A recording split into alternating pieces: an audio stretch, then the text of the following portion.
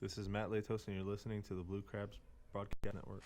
Welcome inside Southern Maryland. The day, September 11th, 2019. We remember all of those that gave their lives 18 years ago today. Today is game 2 of a 10-game homestand, game 2 of a 3-game series between your Southern Maryland Blue Crabs and the New Britain Bees. Both of these teams desperately looking to win this series in order to desperately help their playoff hopes for the rest of the season.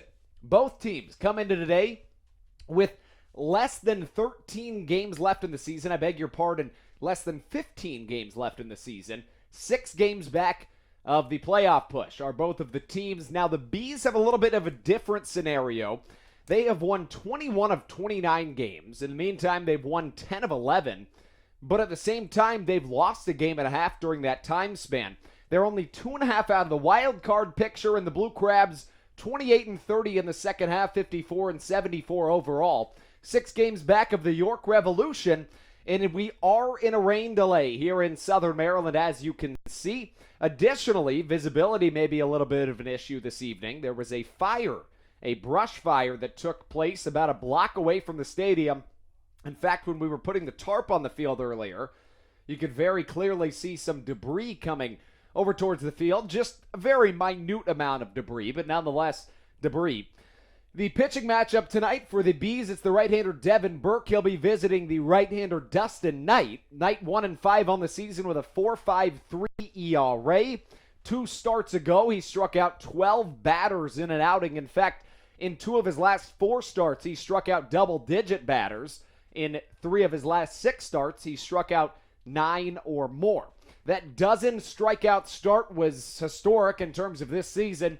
In just 7 innings pitched, he struck out a dozen Revs batters back on August the 31st, while striking out at least every batter in the lineup once. He single-handedly tied a Blue Crabs opponent's single-season record while setting a new Blue Crabs high in an appearance, and tied 2 others for the most strikeouts in an Atlantic League game this season.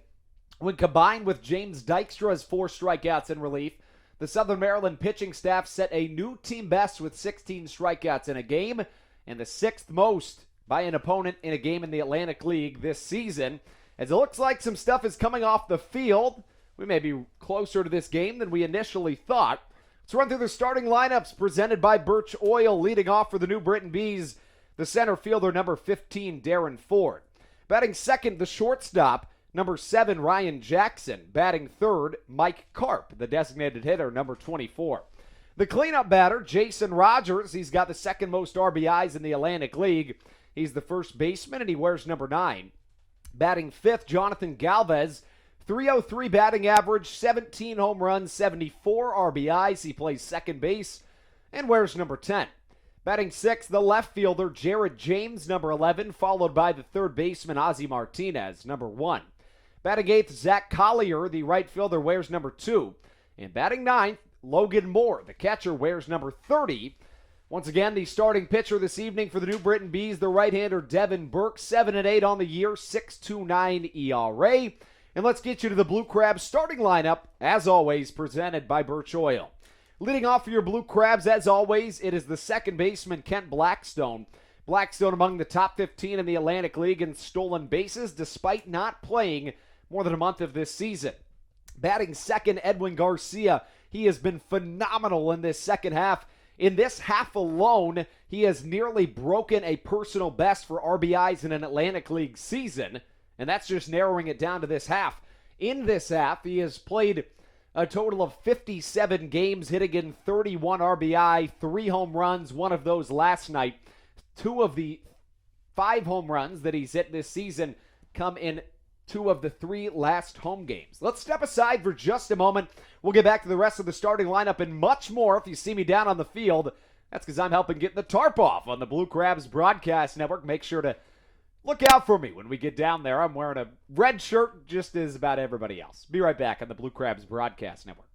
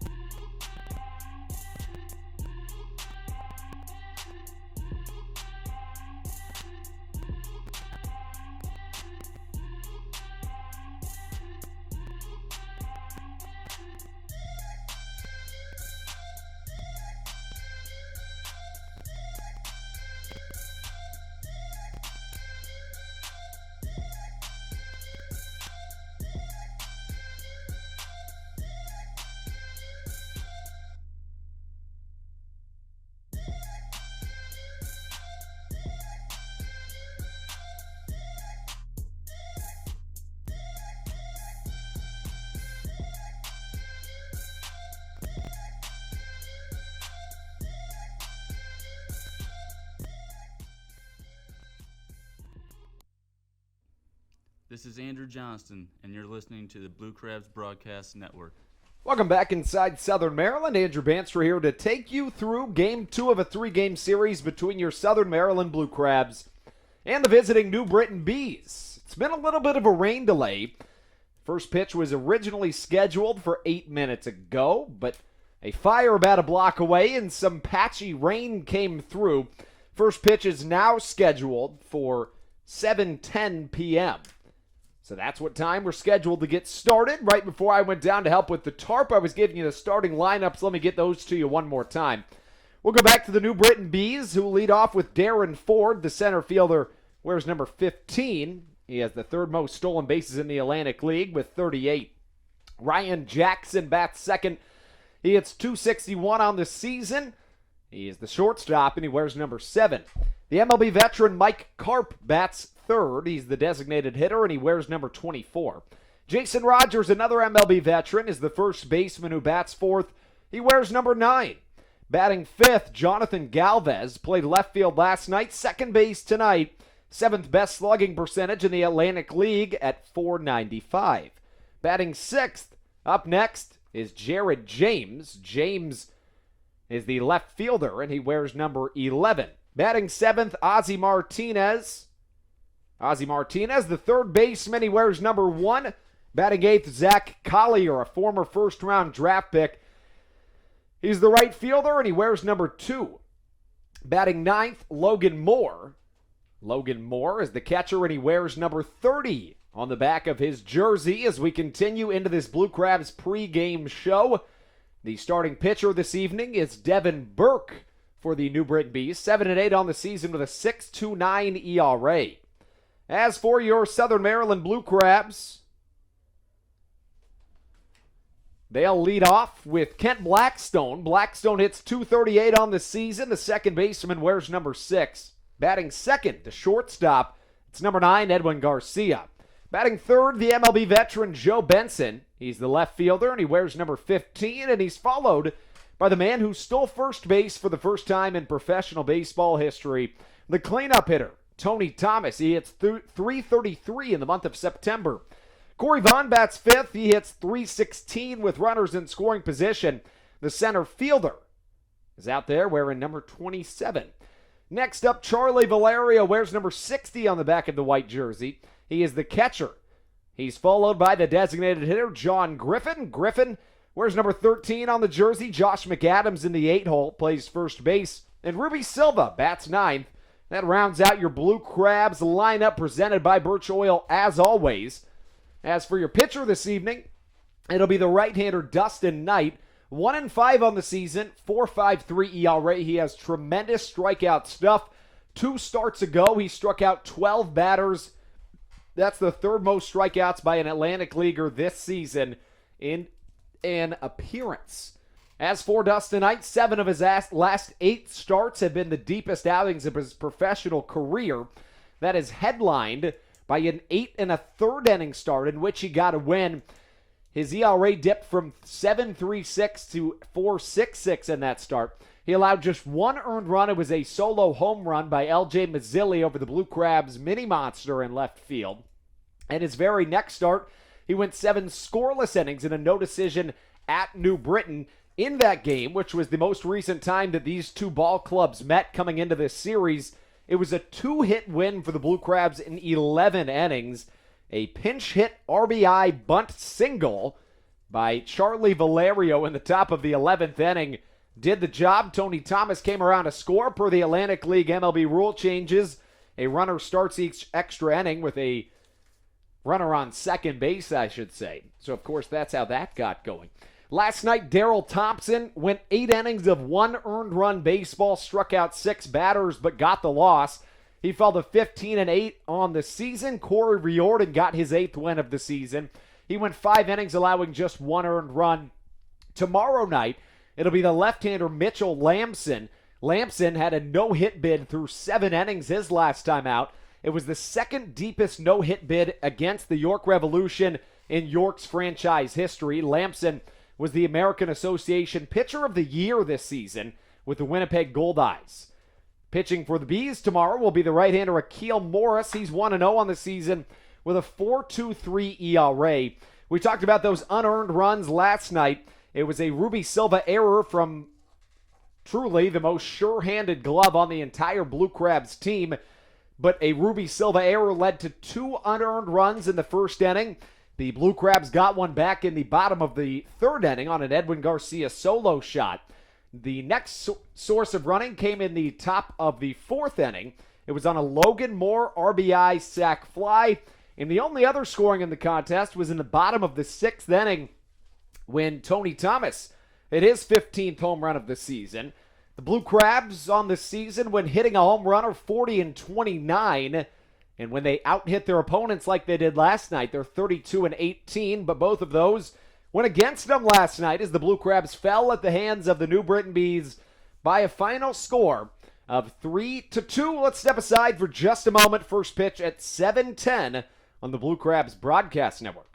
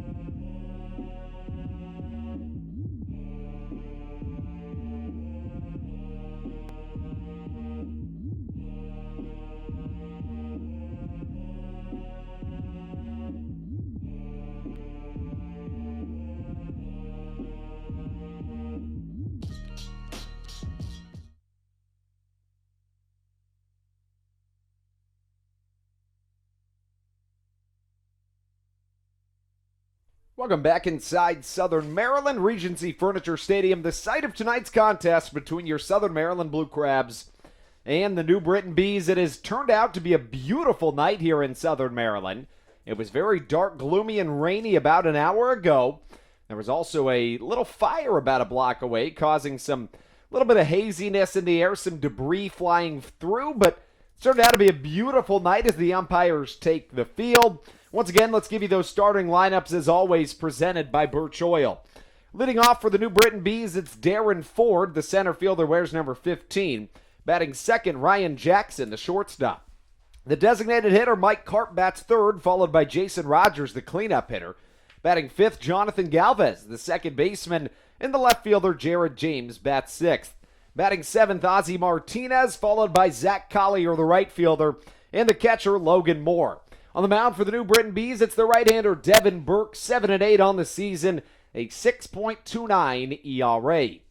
Now for your Southern Maryland Blue Crabs starting lineup, presented by Birch Oil, as always.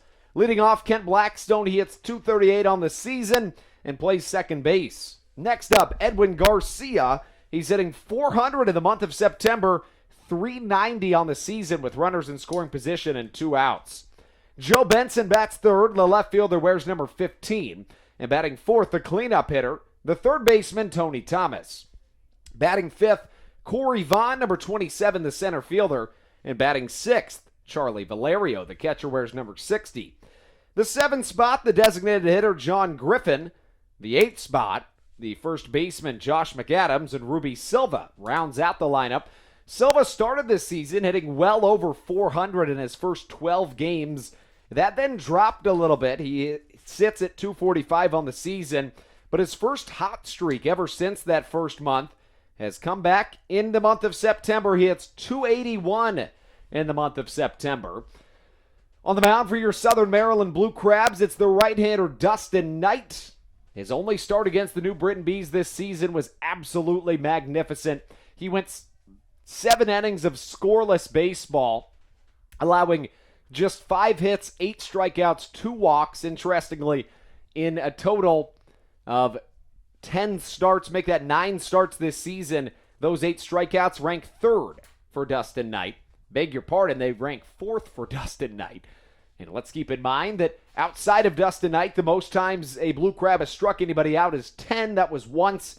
After that, it's 9. Michael Kelly and Daryl Thompson hold those marks. Dustin Knight in his 9 starts. Let's give you those top strikeout numbers. It would be 8, 9, 10, and 12. Those 12 strikeouts are the third most strikeouts by an Atlantic Leaguer this season. In that game, he struck out 12 York Revolution batters. The reliever James Dykstra struck out another 4. That's a Blue Crabs record on the season. And that is the 6th most times an opponent has struck out in the Atlantic League as a whole this season. As the Blue Crabs get a little bit closer, let's give you some interesting statistics. The caption, "See a trend?" ? As of Friday, September 6th, the Blue Crabs had fared awfully well after stealing first base. Tony Thomas became the first in professional baseball history to steal first base on July the 13th and was hitting .311, the 9th best in the league through that time, with 13 stolen bases, and led the Blue Crabs in RBIs with 30. Josh McAdams stole his first base back on July the 23rd. He is hitting .323 since, 6th best in the league, and has the second most triples through September 6th. Ken Blackstone on September the 3rd told ESPN and 538's Hot Takedown podcast that he wanted to steal first base at some time. He did on that night and hit .500 through 9-6. As we'll take one more break, when we come back, the national anthem will be over with, and we are ready for Blue Crabs baseball on the Blue Crabs Broadcast Network. The National Baseball Hall of Fame and Museum is a place with thousands of stories to be told.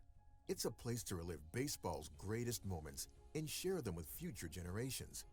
It's a place to experience the game and how it has shaped our history. Cooperstown is a destination with something for the entire family. Our stories to tell, your memories to share. Plan your trip to the National Baseball Hall of Fame and Museum in Cooperstown at baseballhall.org.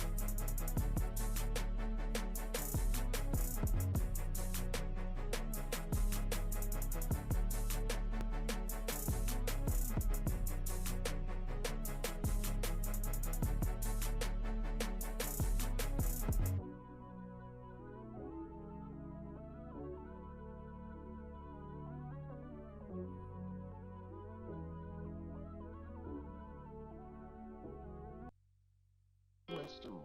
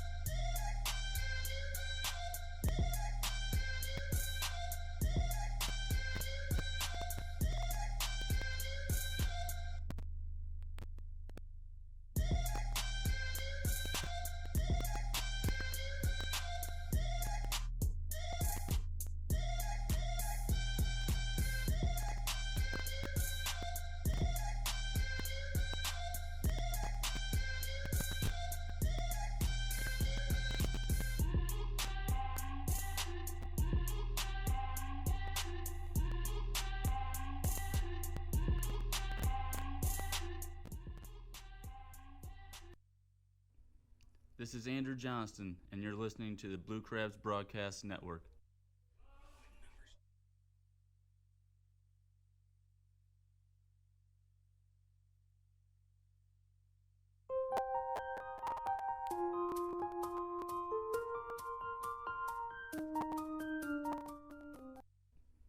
This is Andrew Johnston, and you're listening to the Blue Crabs Broadcast Network.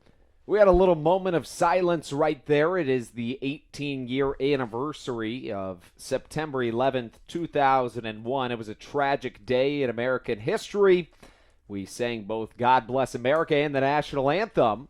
And on that day, I'm sure you've heard many stories. Sports, more than just about anything, brought together the city of New York and the nation as a whole. Once again, showing just how important sports can be in American culture. They have more power than, honestly, just about anything. We all remember what the Yankees did in that year. And let's hope that the Blue Crabs can bring something together tonight as well. Let's give you the starting lineups once more, presented by Birch Oil. Darren Ford leads off for the New Britain Bees. He's the center fielder, followed by Ryan Jackson, the shortstop. The designated hitter, Mike Karp, bats third, and Jason Rogers bats fourth. Jonathan Galvez, fifth. Batting sixth, the left fielder, Jared James, followed by Ozzie Martinez, the third baseman. The right fielder, number 8, make that number 2, Zach Collier, bats eighth. And batting ninth, Logan Moore, the catcher, number 30. On the mound for the New Britain Bees will be the right-hander. It's number 17, Dustin, make that Devin Burke. On the mound for your Blue Crabs, it's Dustin Knight. Fastball just misses off the inside edge, and we're underway here in Southern Maryland. Let's give you that Blue Crabs starting lineup, presented by Birch Oil. Kent Blackstone will lead it off as this pitch catches just a little bit low, a little bit away. 1-1 the count. Batting second, Edwin Garcia, followed by Joe Benson, the left fielder, wears number 15. Tony Thomas bats fourth, the third baseman. Batting fifth, Corey Vaughn, the center fielder. As this one hit well to the left side, Joe Benson is going to watch that one sail over his head and leave this ballpark. It's a leadoff home run for Darren Ford. Just the 6th home run of the season for Darren Ford. Interestingly, the only time that Dustin Knight has faced these New Britain Bees this season, it was a 7-inning scoreless outing where he allowed just 5 hits and 108 pitches. Knight is fresh off of his most troubling outing of the season. He allowed 5 earned runs on 5 hits in 3 innings, getting the loss. That was on September the 4th against High Point.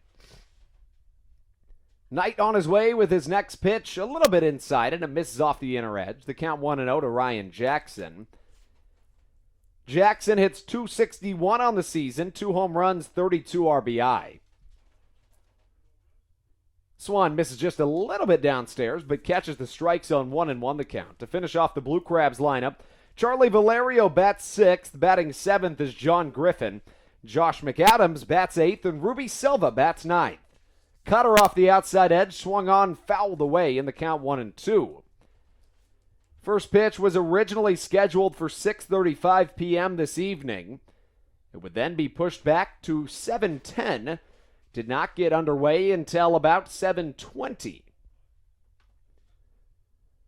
So nearly an hour after schedule, due to some rain issues here in Southern Maryland. 1-0 the score early. Here comes Dustin Knight. A changeup, swung on and missed. Down on strikes goes Ryan Jackson for out number 1. Well, that's a good sign for Dustin Knight, because in each of his starts this season, outside of his most recent start, he struck out at least 5 batters in 8 of his 9 starts this season. In his most recent start, he struck out no batters in 3 innings, but a start before that, he struck out a dozen. That's the 3rd most by an Atlantic Leaguer this season. After him came James Dykstra. In 2 innings, he struck out 4 batters. Those 16 strikeouts are the most the Blue Crabs have struck out this season. In fact, Dustin Knight single-handedly broke a Blue Crabs record for most strikeouts by an opponent in a game. Changeup outside corner, swung on and missed. The count 0-2. 1-0 the score early. That was the story last night. A pair of unearned runs came across to score on Darrell Thompson, as a soft chopper to the right side is fielded by Josh McAdams. He'll step on first base himself, and 2 are away here in the top of the first inning. 2 unearned runs would come around to score on Darrell Thompson, and that would end up doing it in for the Blue Crabs. They'd get one back on an Edwin Garcia solo shot in the 3rd. The Bees played it another in the 4th, and in the 6th, the Blue Crabs put up a run on a Tony Thomas solo shot. Southern Maryland has lost 7 of their last 11, while the New Britain Bees have won 10 of their last 11. They've won 21 of their last 29, but in that time frame, they've dropped a game and a half in the standings. The Long Island Ducks are on a 12-game win streak right now. 1-0 the count to Jason Rogers. Rogers with a .400 on-base percentage this season. His 27 doubles are tied for 7th most in the Atlantic League. 2-0 the count. Dustin Knight, his full name Dustin DeVoyle Knight, as the closer for the Pensacola Blue Wahoos in early 2019. Knight would perform a backflip after each completed start. 2-0 changeup off the outer edge. 3-0 the count. The strikeout is the weapon of choice for Dustin Knight, a right-hander with a very live arm. This is Knight's 11th Atlantic League appearance and his 10th start. This pitch catches low and away. 3-1 the count. Blue Crabs on the season, 54-74, 28-30 in the second half. Both of these teams are currently 6 games back in their respective division. The Bees just 2.5 back in the wild card standings. Changeup low and away, catches the count full at 3 balls and 2 strikes. Southern Maryland 10-8 against the New Britain Bees this season, the only team that they're over 500 against. Payoff pitch from Dustin Knight, changeup inner half foiled away. Knight, 28 years old, was born on September, I beg your pardon, he would now be 29 years old. He was born on September the 7th of 1990. His career record in ERA 35-27, 3.57 ERA. Pretty darn good. Payoff pitch once more. Fastball hit to the right side. Blackstone on a couple of bounces, loses control, regains it, and throws it over to first for out number 3. We are through half an inning of baseball in Southern Maryland. To the bottom of the first we go in a rain-delayed contest from Regency Furniture Stadium. This is Adam Choplick, left-handed pitcher for the Blue Crabs. Every Blue Crabs Wednesday home game is Wind Up Wednesday Ladies Night at Regency Furniture Stadium, presented by Cove Point Winery. At every Wind Up Wednesday Ladies Night, women will get in for just $5 and can order from a long list of fine wines. And watch every baseball game from Southern Maryland at the same time. We look forward to seeing you at the ballpark.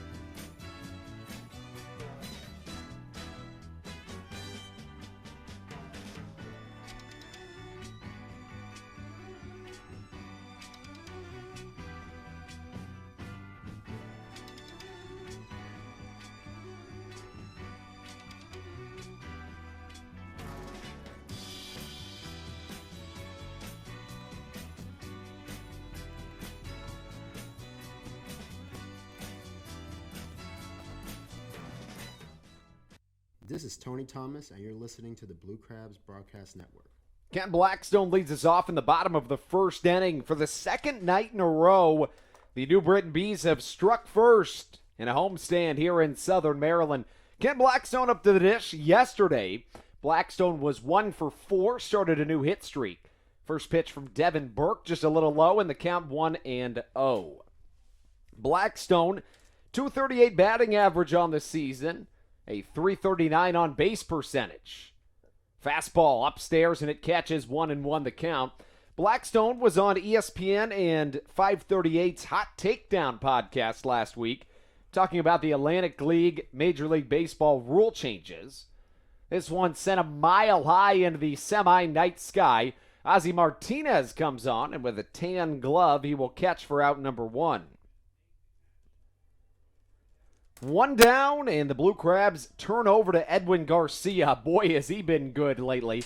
Garcia, in the month of September, is hitting .400.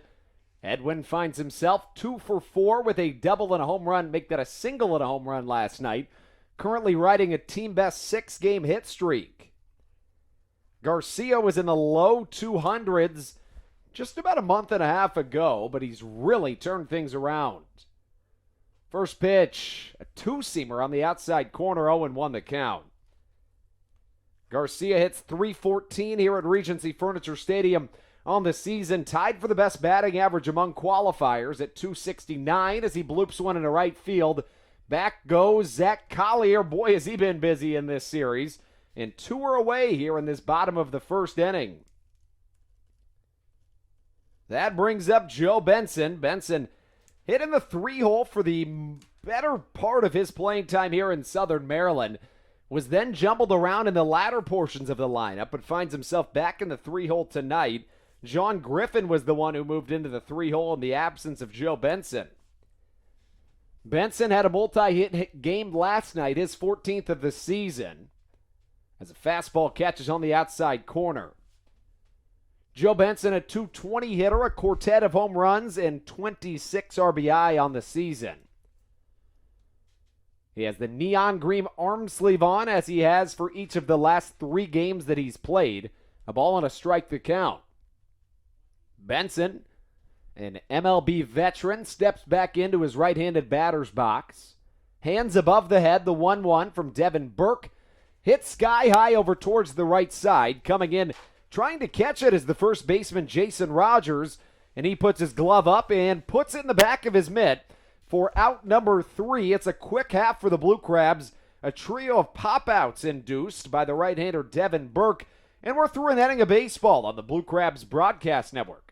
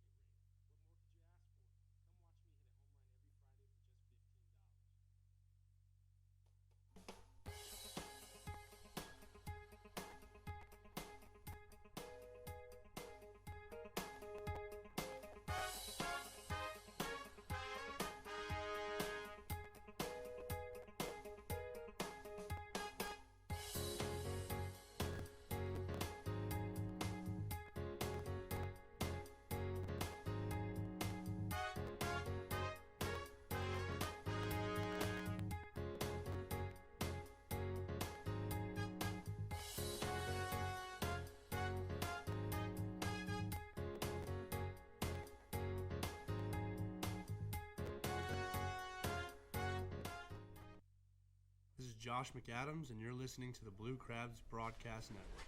Excuse any technical difficulties as we get you back into the Blue Crabs Broadcast Network. Out number 1 recorded quickly by Dustin Knight as Jonathan Galvez goes down.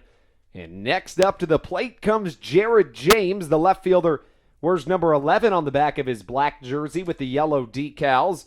He hits .262 on the season, 3 home runs, 31 RBI. Jared James playing for the first time in this series. Played a couple of seasons in the Atlanta Braves system. Here comes the pitch from Dustin Knight, inside corner, strike number 1. So the first out of this inning was recorded on a pop-out in foul territory to Josh McAdams. To recap, he's the first baseman for the Blue Crabs as strike number 2 is across swinging. Dustin Knight has a whole lot of strikeouts this season, including 22 in 2 starts combined. 0-2. Change up, and just as we're talking about it, it is strike number 3. Back-to-back quick outs for Dustin Knight puts 2 away in the Bees' half of the second. That brings up Ozzie Martinez.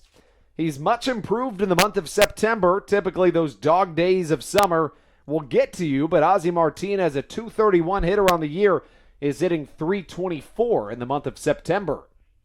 The Bees are 9-1 in the month of September.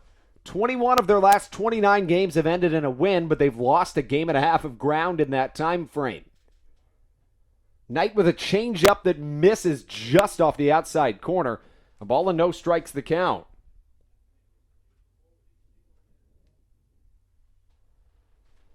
Here comes Knight, number 19, deals, and it's a fastball that misses off the inner edge. 2-0 the count.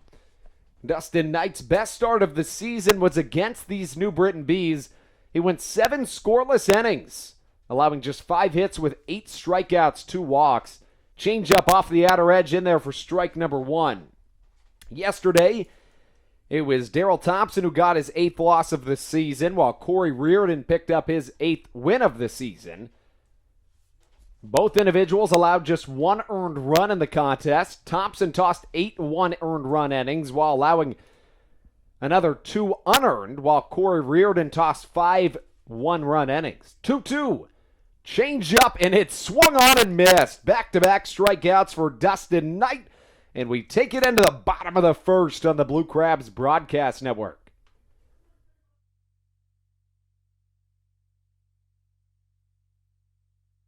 Hey Blue Crabs fans, this is Andrew Banstra, the voice of the Southern Maryland Blue Crabs, and I want you to come see America's pastime change before your eyes. Did you know that the Atlantic League is partnered with the MLB starting this season to incorporate an electronic strike zone to call balls and strikes at Blue Crabs games? That means a radar tracking technology and an MLB-defined strike zone will determine strikes and balls at Southern Maryland Blue Crabs games this season. Also, batters can steal first base on any pitch that is not caught by the catcher. Baseball is changing before our eyes, and the only place to see it happen is here in the Atlantic League and at a Blue Crabs game. So come check it out at Regency Furniture Stadium. Hey Blue Crabs fans, this is Tommy Thorpe, left-handed pitcher for the Blue Crabs. Did you know that every Thursday night game at Regency Furniture Stadium will feature the brand new food special, Clyburn's Chow Hall? Just for $30, you can enjoy all-you-can-eat food in the Legends Club. Clyburn's Chow Hall will alternate between beer and wings presented by Foster Grill off Waldorf and tacos and margaritas presented by Mexico Restaurant. This is Mike Falsetti, and you're listening to the Blue Crabs Broadcast Network. Tony Thomas leads us off in the bottom of the second inning of baseball. Thomas yesterday found himself hitting 1 for 4 with a home run. It was one of 2 Blue Crabs runs that would come around to score yesterday, the 15th of the season for Thomas. He, alongside Joe Benson, rocking that neon green arm sleeve this evening. This pitch misses outside, and the count 1-0. Thomas was hitting .227 entering July 13th's game. Currently, he hits at .269. That's because he's hitting better than .310 since July 13th. Oh, and by the way, July 13th was the day that he stole first base for the first time in professional history. Has that given him a spark or what? The day that his cleats were inducted into the Hall of Fame, he went 4 for 4 with 2 doubles and 2 RBIs. The trend continues. Josh McAdams, as we'll get to that in one moment, a little number off to the right side. Thomas tries to get around the tag but is unable to. Nice tag slapped on by the pitcher Devin Burke for out number 1. As of September 6th, Josh McAdams was hitting .323 since his first steal of first base back on July the 23rd. That .323 mark at the time was the 6th best in the league. Kent Blackstone stole first base for his first time back on September the 3rd. Through September the 6th, he hit .500. That was top 15 in the league. Here comes Corey Vaughn. Vaughn hasn't really been on a dry spell, but compared to his normal numbers, he has, as this pitch catches the outside corner, 0-1 the count. At a point this season, Vaughn had a 45-game streak in which in every game he either reached base or drove in a run. Doesn't look like he'll do it here as he lines one sharply to the right side, but right into the glove of the right fielder, Zach Collier, and he has been awfully busy in these first 2 days of this homestand. That brings up Charlie Valerio. The catcher got the game off last time. In his most recent plate appearance against the New Britain Bees, he had a pinch hit RBI bunt single in the top of the 11th inning to give the Blue Crabs what would be the go-ahead run in that contest. It was just the second hit of the game for the Blue Crabs. Ken Blackstone broke up a no-hitter in the top of the 9th inning. And Charlie Valerio's hit was the second of the day. It was a 1-0 victory for the Blue Crabs. The only reason that runner came around to score is because in the Atlantic League, per the MLB Atlantic League rule changes, the runner starts in extra inning on second base. That's the most recent out. In that circumstance, it was Tony Thomas. Charlie Valerio hits .268 on the season, 11 home runs, 42 RBI. This one jams him up a little bit, fouls it off into the seating deck, and the count of ball and 2 strikes. Valerio, a 2019 Atlantic League All-Star, appeared in 82 games last season for the Fargo-Moorhead Redhawks of the American Association. They were just knocked out in devastating fashion by the St. Paul Saints in the American Association playoffs. They were up 2-0 in a 5-game series to the Saints. The Saints won 3 in a row. All 3 were either comeback or devastating wins if you're a Redhawks fan. 2-2. Liner down the right field line. It's fair, and that'll be extra bases. Valerio with great speed, especially for a catcher. He rounds second base, and he'll actually stay there. It's a 2-2 double down the right field line, and the Blue Crabs with their first hit of the contest. That brings up John Griffin. He struggled in this month of September. He hits just .080 in this month. That was after an extremely good end to the month of August. Let's give you a little bit of a season rundown on him. He had 4 home runs from April the 27th through May the 24th. He then had no home runs from May the 25th through August 15th, but he hit .294 in that span. And then from August 16th through August 30th, he had 4 home runs and does not have one since. From August 28th to August 30th, in 3 games, Griffin had 2 home runs and 7 RBIs. A ball and a strike to count. Devin Burke has just allowed his first hit of this contest. Charlie Valerio with good speed stands at second. A sinker and a check down to first. Yes, he did, says our first base umpire. We've seen that twice in this series already where a check down and an umpire has said, yes, he did go around, which is pretty interesting considering that we don't see that all too often. In the Atlantic League, per the Atlantic League Major League Baseball rule changes, the official wording is that a check swing is now made more batter-friendly. 1-1 here comes from Burke. Fastball low and outside, and it misses. The count 2 balls and a strike. Griffin, a .227 hitter on the season. 8 home runs, 28 RBI. From June the 1st through August 17th, he hit .302. That was after hitting .174 in April and May combined. 2 balls and a strike. Here comes the pitch. Little looper into center field. That will drop. Darren Ford was playing awfully deep, and it gets past Darren Ford. John Griffin stays put at first base, but that's a run for the Blue Crabs. And a 2-out rally gets the Blue Crabs going here in the bottom of the second inning. The lone run of this contest for the New Britain Bees came on a Darren Ford home run back in the top of the first inning. That first inning has been a troublesome inning for Southern Maryland.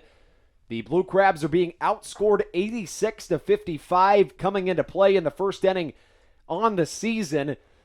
The only inning giving them more trouble would be the third inning, Southern Maryland being outscored 97-55 in the third frame. Here comes Josh McAdams, and a changeup misses on the inside corner. A ball and no strikes the count. So the Blue Crabs were hitless through their first 5 batters today. In fact, nobody reached base, but a line drive double down the right field line and a line drive single up the middle equalized this contest. Cutter off the outer edge, swung on and missed. The count of ball and a strike to Josh McAdams. McAdams leads Blue Crabs hitters in batting average, although he doesn't quite qualify. He hits .291 on the season.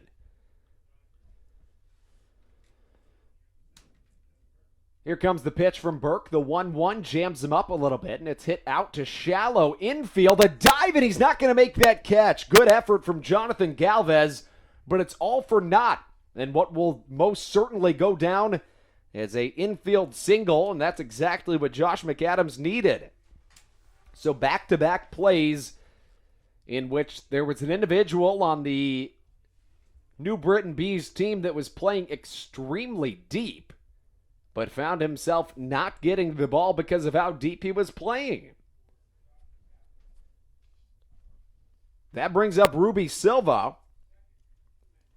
After back-to-back-to-back Blue Crabs hits, Silva hitting .245 on the season, .281 in the month of September, much improved after a couple of months of drought from the left-handed batsman. First pitch, swung on, fouled straight back. The count, no balls and a strike. Silva riding a 5-game hit streak. That's the best since he opened the season on an 11-game hit streak.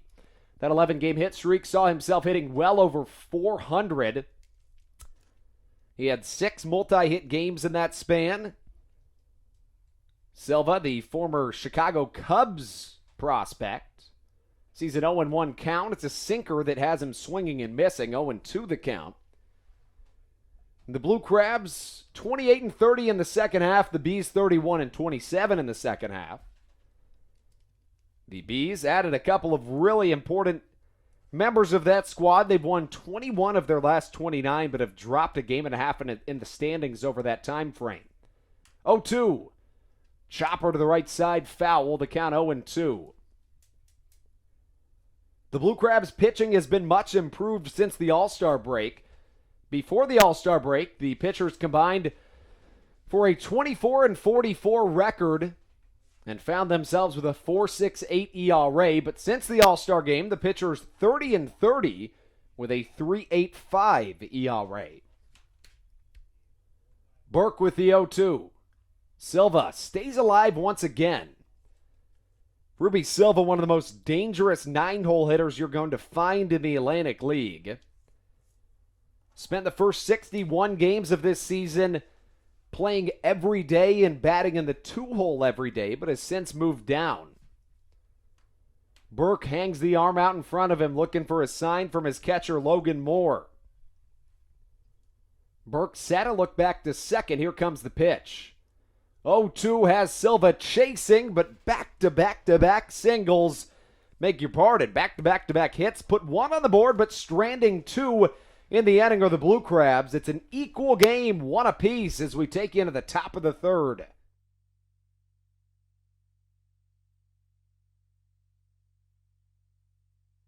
Hey Blue Crabs fans, are you looking to watch a game from one of our luxury suites with 25 of your closest friends?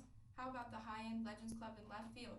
Call 301-638-9788 and ask to speak to a sales representative about your party and group outing.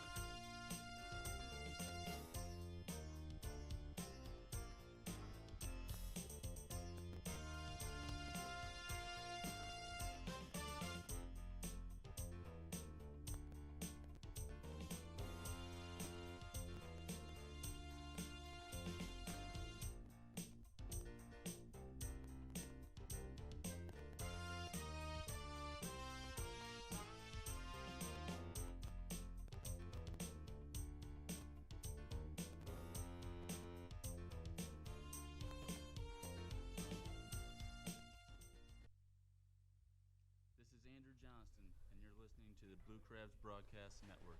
To the top of the third we go here on the Blue Crabs Broadcast Network. Darren Ford will lead us off. Ford will be in the hole. Zach Collier leads us off. Collier has been awfully busy in the field. This is first at bat of the contest. First pitch misses, and the count finds itself at 1-0. Collier last night went 0 for 2, but he drew the 2 walks of the game. The only 2 walks that the Bees would draw in the contest. The 1-0 catches on the outside corner, the count, a ball and a strike. Dustin Knight struck out a dozen batters in a start just a couple of weeks ago. As the left-handed batsman steps back in, it's a changeup that catches inside. The count, a ball and a 2 strikes to the former first-round draft pick, Zach Collier. Collier added to this New Britain Bees team just a couple of months ago. Was not starting the season on this team. Change up, a little bit ahead of it was Collier, and the count remains at a ball and 2 strikes. As Collier steps back into the right-handed, make that the left-handed batter's box.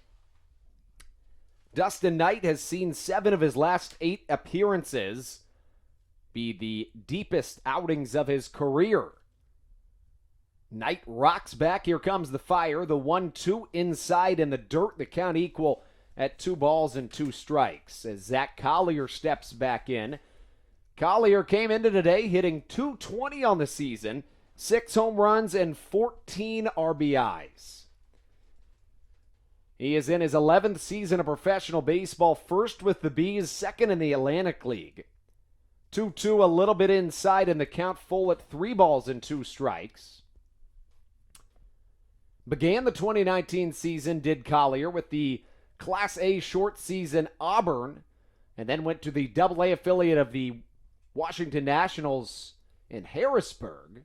Hit .179 in Harrisburg in 14 games as he flies out to the right fielder Ruby Silva for out number 1, and that's how we get started here in the top of the third.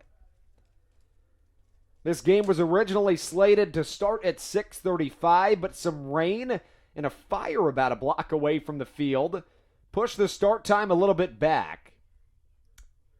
The first pitch was thrown at 7:20 p.m., just a little bit after schedule, but we're still playing baseball here in Southern Maryland. Here comes Knight with his first offering to Logan Moore, who has been much improved in this second half.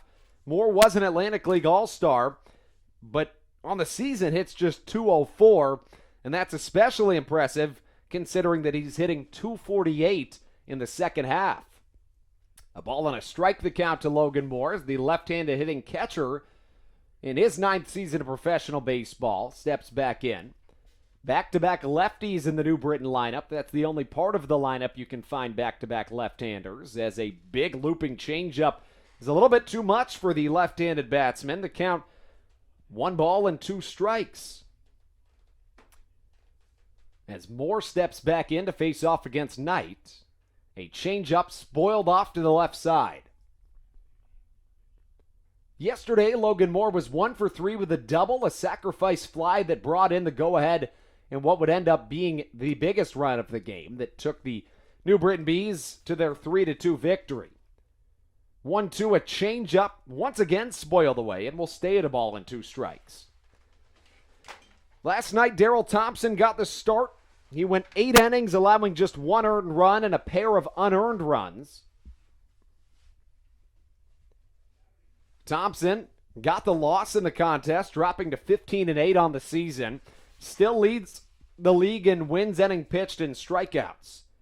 Changeup, did he go? No, he didn't. The count, 2 balls and 2 strikes.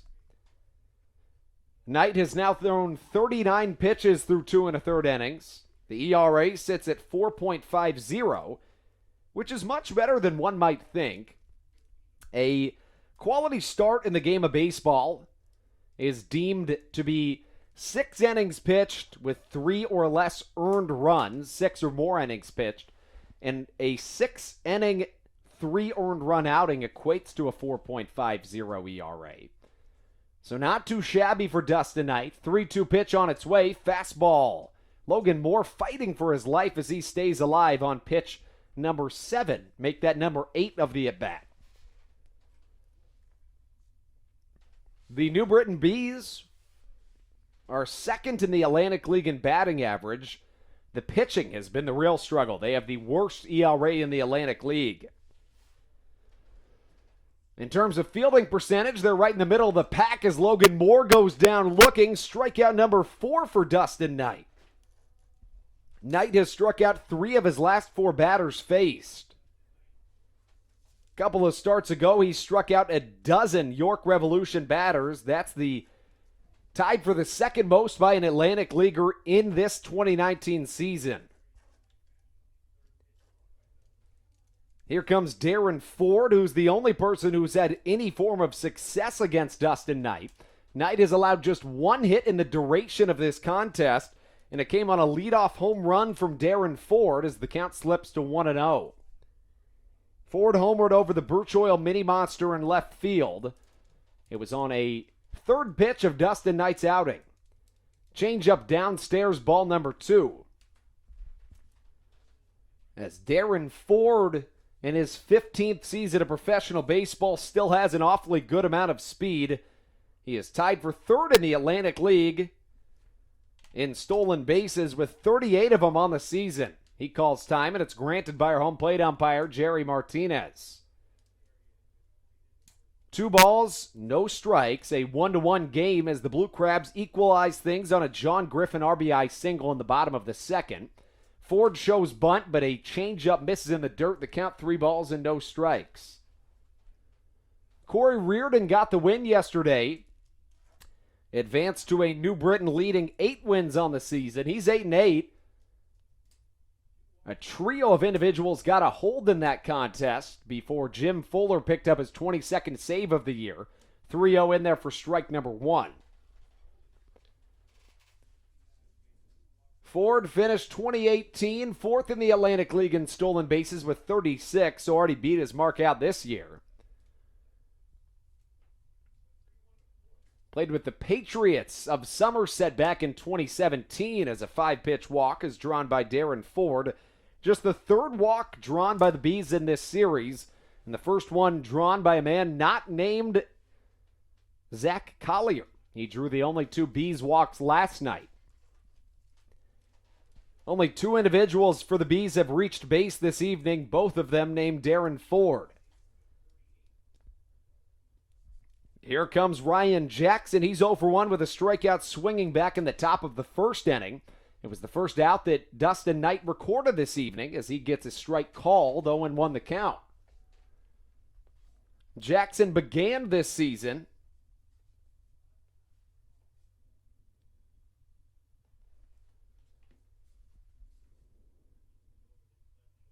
with the Sugarland Skeeters as a changeup catches a little bit low and outside, and the count 0-2.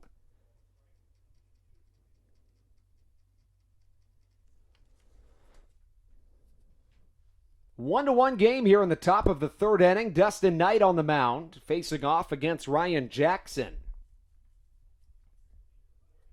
A pitch out. Darren Ford goes on it. Did they get him? Yes, they did. Caught stealing by Charlie Valerio for out number 3. And Dustin Knight faces the minimum 3 batters for the 2nd inning in a row as we take you into the bottom of the 3rd on the Blue Crabs Broadcast Network. Hey Blue Crabs fans, this is Andrew Banstra, the voice of the Blue Crabs, and I have some exciting news for you. Did you know that the Blue Crabs Atlantic League has partnered with the MLB? This groundbreaking partnership includes rule changes that foreshadow the future of America's pastime as we know it. The MLB wants to create more offense and cut down on the time of games, and the rule changes to achieve this include banning mound visits, requiring each pitcher that enters the game to face at least 3 batters, and shortening time in between innings, and much more. Come be the first to see the future of baseball at Regency Furniture Stadium.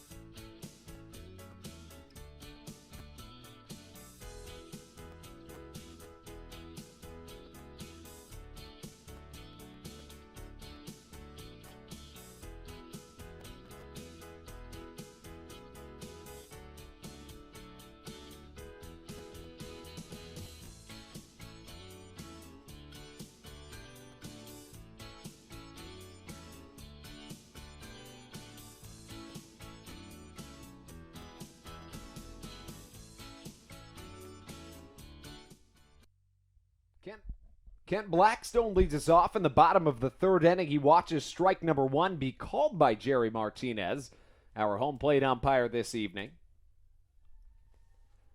Fastball misses off the inner edge. The count, a ball and a strike.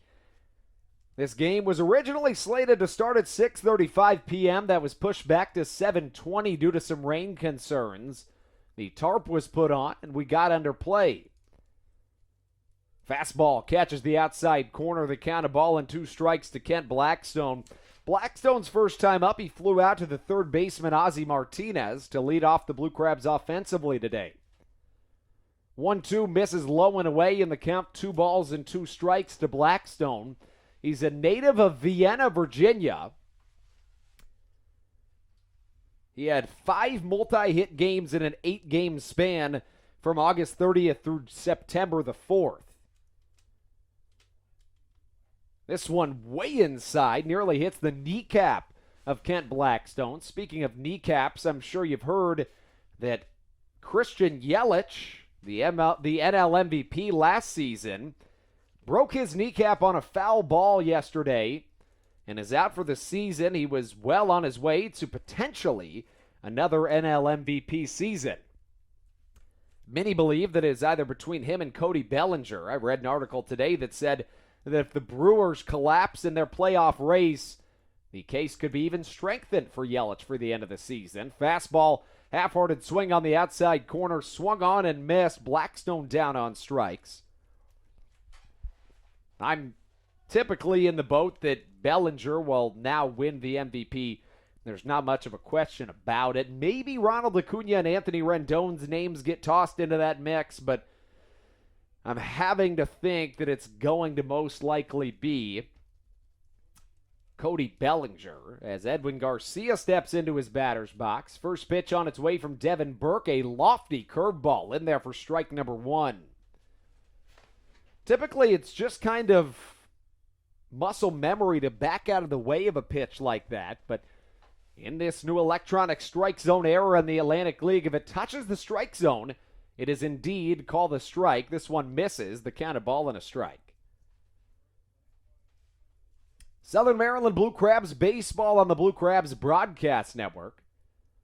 1-1 the count. A curveball swung on and hit to the left side. Edwin Garcia has been monumentally hot. He is now 3 for 6 in this series and hitting better than 400 in the month of September. He is now the best batting average holder in the entirety of the Blue Crabs qualifiers on this team. His batting average was in the low 230s just a couple of months ago. Joe Benson grabs the brim of his batting helmet and he'll step into his right-handed batter's box. Benson with a neon arm sleeve on his right arm. First pitch a little bit inside, and the count, a ball and no strikes. 4 games underway in in the Atlantic League this season. The High Point Rockers and the Lancaster Barnstormers tied at 1. Good news for the Bees, bad news for the Blue Crabs is that the York Revolution are ahead of the Long Island Ducks by a score of 8-2. The Sugarland Skeeters and the Somerset Patriots scoreless in Somerset. And, of course, here in Southern Maryland, a 1-1 score, a 1-1 count with 1 down and 1 on to Joe Benson.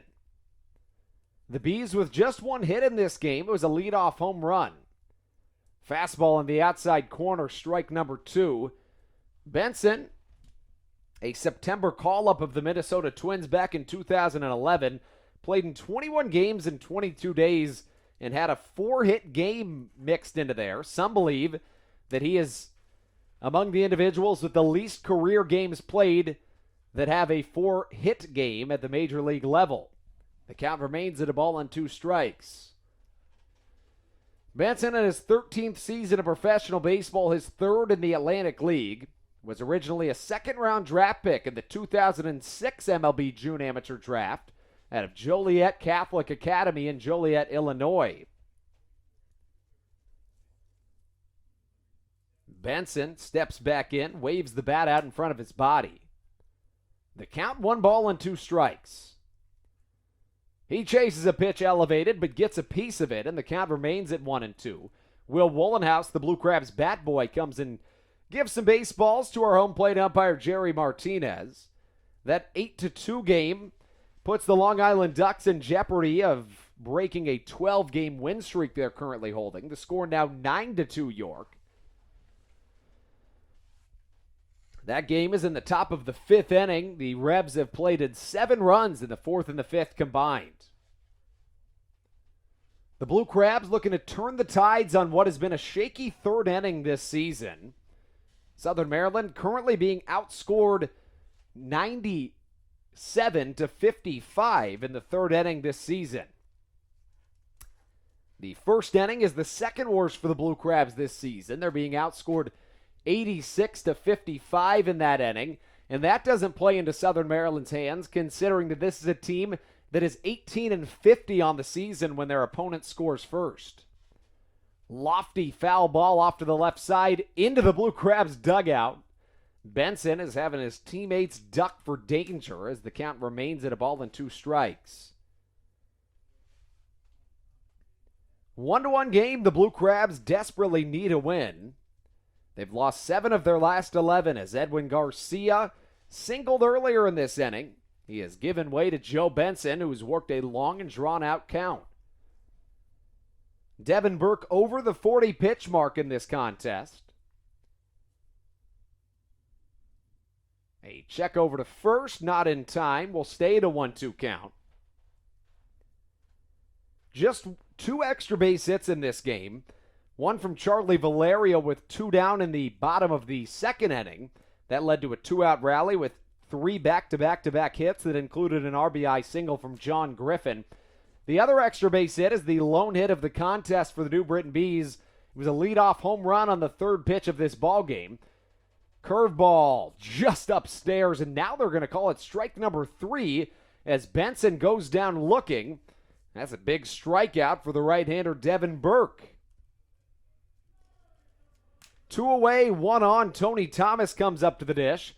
His last time up, he cue-balled one off the end of his bat. It dribbled down the first base line. The pitcher, Devin Burke, came and picked it up himself and tagged out the speedy Tony Thomas. Thomas, when he had his cleats inducted into the National Baseball Hall of Fame and Museum, said he's been known as a speed guy his whole life, but he didn't think he'd ever steal first base. Additionally, he said it's everybody's goal to get into the Hall of Fame. He never would have thought it would have come through stealing first base for the first time in professional baseball history. But he says everybody has their own pathway in. Says he feels blessed to have the opportunity. 1-0, misses on the outer edge, and the count 2 balls and no strikes. That was back on July the 13th. The ball got wedged in the backstop. Anderson De La Rosa, the Barnstormers catcher, instinctively just kind of reached back for a new ball from the umpire and then started sprinting back to the backstop when he saw Tony Thomas sprinting down to first base. The count 3 balls and no strikes. Thomas hits .268 on the season. 3rd best among qualifiers on the Blue Crabs. As a fastball on the inner edge swung on and missed, the count 3-1. Thomas trying to get a big piece of that one. Tony hit his 15th home run of the season last night.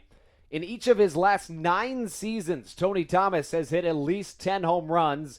In each of his last 2 seasons, he's set a new career record with 17 of them back in to make that 18 in 2017 and 25 in 2018.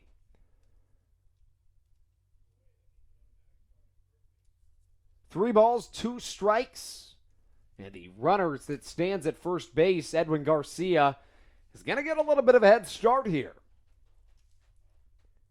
That means anything in the gap should put the Blue Crabs ahead in this contest. 3-2, swung on and fouled away. Will stay at a full count. On the border of getting a third of the way through this contest, bottom of the 3rd inning of baseball here in Southern Maryland. 1-1 the score. The Bees with just 1 hit, while the Blue Crabs have 4 hits in this contest, 3 of them coming in consecutive order in the bottom of the second inning. Devin Burke battling with Tony Thomas here on yet another full count pitch. Pitch number 7 of the at-bat, inbound, and it's hit into the left center alley, tailing into center field. Darren Ford has to let it drop in front of him, and that puts runners on the corners with 2 down. Garcia and Tony Thomas have undoubtedly been they're 2 of the best players on this Blue Crabs team in the second half of this season, but there's no question that anybody has turned around their season quite like those 2 have. Both of those guys were struggling in the batting average department, but both of them right among the leaders in terms of qualifiers on the Blue Crabs as we speak today.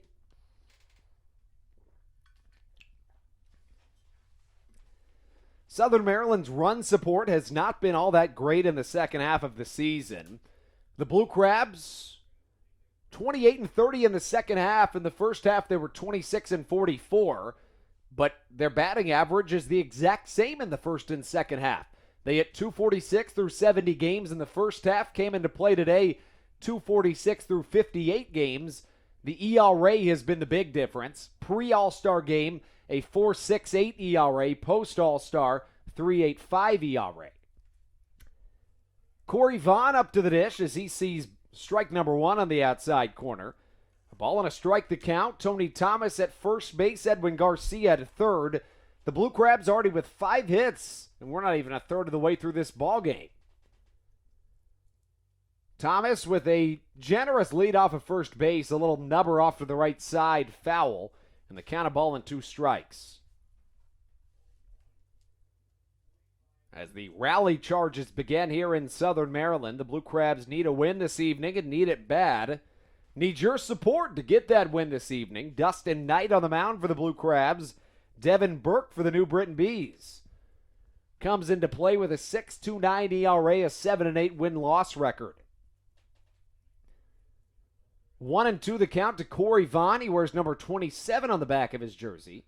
Fastball lined into right field, and Southern Maryland's on top. A Corey Vaughn RBI single, and Tony Thomas was going on contact. His speed gets him to third base, and the Blue Crabs are in business here in the bottom of the third.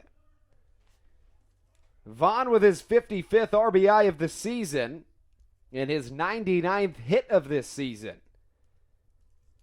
The Blue Crabs have 6 hits this evening, 5 of them with 2 outs. A John Griffin RBI single back in the second inning was the other source of scoring. But the first 2-out rally started with Charlie Valerio. It was the first Blue Crabs base runner of the contest when an RBI make that a line shot double down the right field line started a rally in the bottom of the second. First pitch, a little bit inside, the count of ball and no strikes. 2-1 the score. The Blue Crabs on top here in the bottom of the third inning. The Bees have won 21 of 29, but have lost a game and a half in the standings during that time frame. 2-0 the count. Devin Burke, 6 foot, 205 pounds, 28 years old, from New York, New York. He's in his 6th season of professional baseball. 2nd season with the Bees. He was a 2019 Atlantic League All-Star. This one catches a little bit low and away in the count, 2-1. His last start was back on September the 5th against the Somerset Patriots. He got the win, 6 innings, 9 hits, 3 runs, 1 walk, 5 strikeouts. New Britain won the game 7-4. 2-1 on its way. Here comes the pitch. Valerio fouls it off, and the count 2-2. Stan Clyburn, the Blue Crabs manager, managed this New Britain Bees team in their inaugural season back in 2016. Stan left the Blue Crabs to help out New Britain in their inaugural season. The Bees have never made the playoffs in their franchise history. Currently 2.5 back of the High Point Rockers, but Charlie Valerio with a single here. And once again, the Blue Crabs get it going. The Blue Crabs have been spectacular with 2 hits today. A 3-1 lead for Southern Maryland here in the bottom of the third. Charlie Valerio now 2 for 2 with a double and an RBI single. In each of the last 2 innings, the Blue Crabs have strung together 3 straight hits with 2 outs.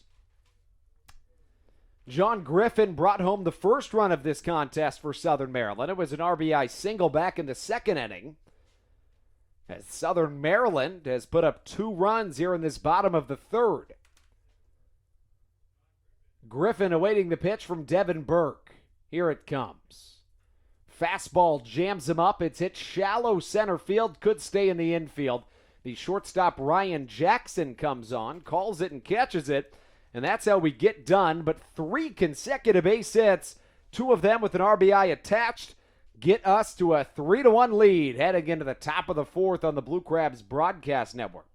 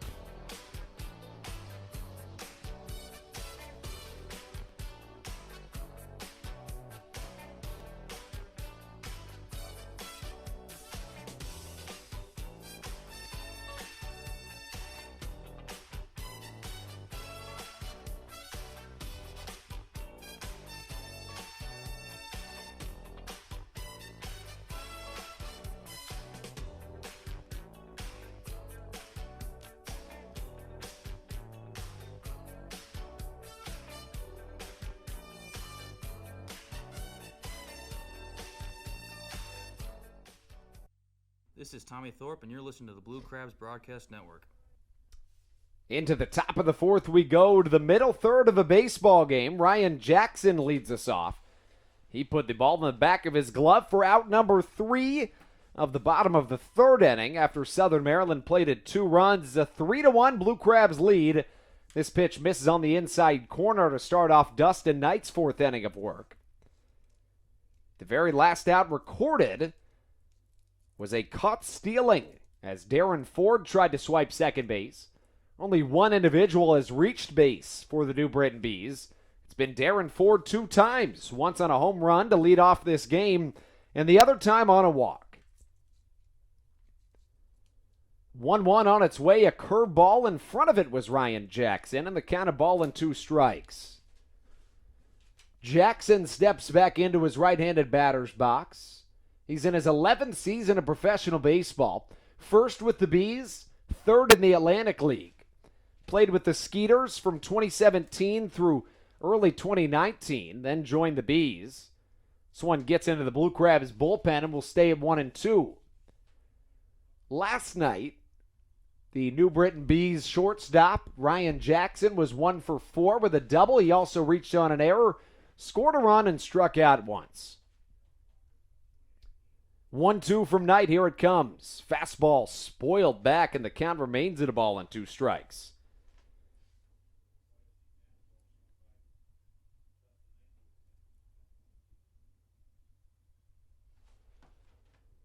Ryan Jackson digs his back foot back into his right-handed batter's box.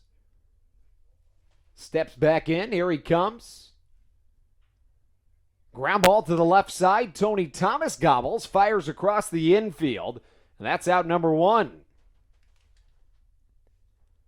So we're into the middle third of this baseball game. The Blue Crabs on top 3-1. Southern Maryland out hitting the Bees 7-1. The Blue Crabs have 6 hits with 2 outs, 3 coming in the second inning with 3 coming in the third. 1 down in the top of the 4th. The left-handed batsman Mike Karp steps into the left-handed batter's box.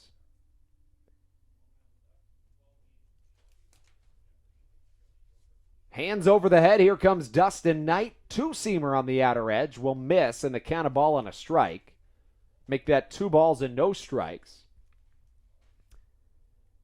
Karp wears number 24 on the back of his black jersey with the yellow decals. Dustin Knight rocks back. Here comes the fire. Ground ball to the right side. Blackstone gobbles, corrals it into his body, and a 4-3 putout is out number 2 of the top of the 4th. 2 away brings up Jason Rogers. He's 0 for 1 this evening. He grounded out to the Blue Crabs second baseman Kent Blackstone, his only time up. That recorded the 3rd and final out of the first inning. Dustin Knight has been terrific this evening. He's faced just 1 more than the minimum through 3 2/3 innings. That 1 came on a solo shot from Darren Ford that led off this contest just 3 pitches in. Knight, fresh off of his roughest outing of the season, has rebounded awfully well. Fastball misses off the outer edge, the count a ball and no strikes. A 3-1 game here in Southern Maryland. The Blue Crabs on top. Clean defensively this contest. As a changeup misses on the outside edge, the count 2 balls and no strikes. The Rockers have just pulled away from the Lancaster Barnstormers. They're on top 3-1. Sugarland Skeeters scoreless with the Patriots in Bridgewater Township, New Jersey.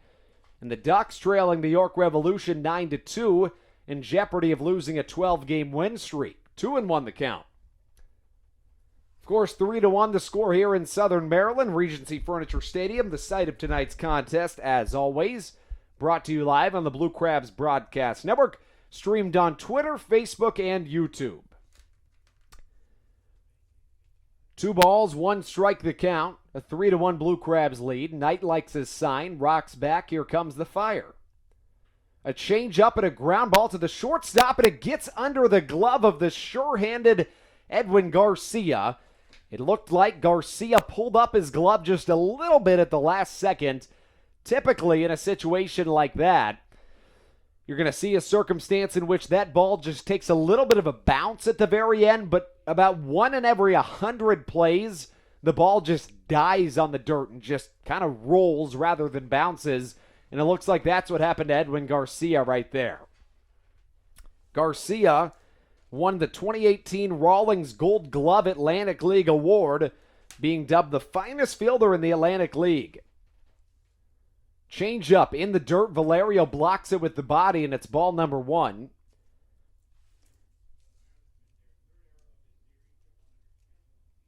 As Jonathan Galvez steps into the right-handed batter's box. That is error 110 on the season for the Blue Crabs, the 3rd of this series. 1-0 on its way from Knight, misses down low, and the count 2 balls and no strikes. Galvez, his first time up, committed the first out of the New Britain Bees' second inning on a pop-up to the first baseman, Josh McAdams, as he lines one foul to the right side. The count 2-1. Blue Crabs trying to break a 3-game losing streak. Southern Maryland has lost 7 of their last 11 contests. 2-1. Change up, low and away, a swing and a miss, and the helmet falls off the head of Jonathan Galvez. 2-2 the count. Galvez enters play with one of the best batting averages in the Atlantic League at .303. He stares in at the logo on his bat. Typically, guys will try to get a focal point, just to try to focus on something, anything, to try to lock in their focus for the upcoming pitch. Many times, that focal point of choice will be the logo on your wooden bat. Looks like that's what Jonathan Galvez was doing there. And for the second pitch in a row, that pesky batter's helmet flies off the head of Jonathan Galvez, but both times he catches it with his right hand, which begs the question, will lead to the inference that probably falls off quite often if he's expecting it.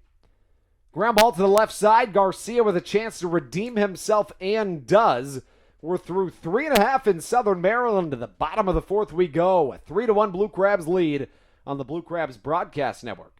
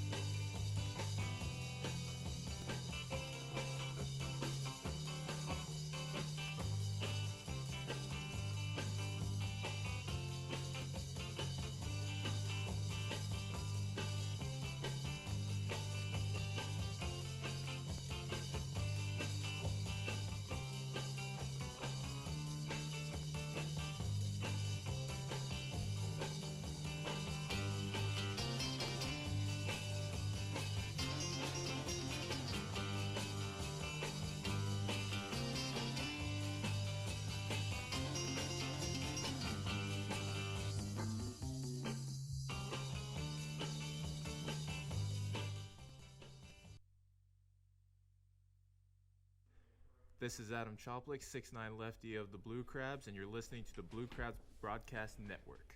Josh McAdams leads us off, and he thinks about stealing first base, even pump fakes it a little bit.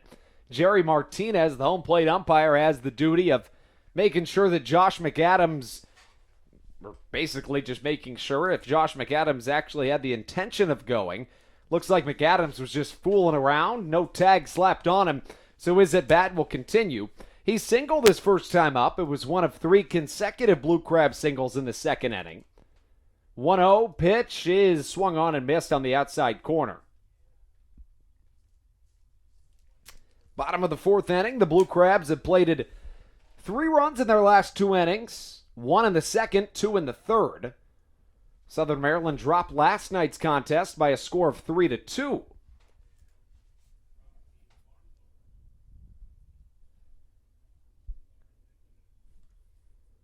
Two balls and a strike the count. McAdams watches a fastball cross upstairs and the count 2-2. McAdams, a California native that grew up in Calhoun, Georgia. He was an all-state football player at Calhoun High School. As he lines one into right field, but who else but Zach Collier right there to catch it for out number 1. He has been right where he's needed to be all series long. The Blue Crabs begin this homestand with 3 games against the New Britain Bees. It'll be followed up by a trio of games with the Long Island Ducks. And the longest homestand of the year will conclude with 4 straight games with the Lancaster Barnstormers. That's a favorable matchup for the Blue Crabs. 1 down, nobody on for Southern Maryland. Ruby Silva at the plate. He fouls the first pitch away in the count 0-1. Silva has been much improved in this month of September. He's hitting .281 in the 9th month of the year.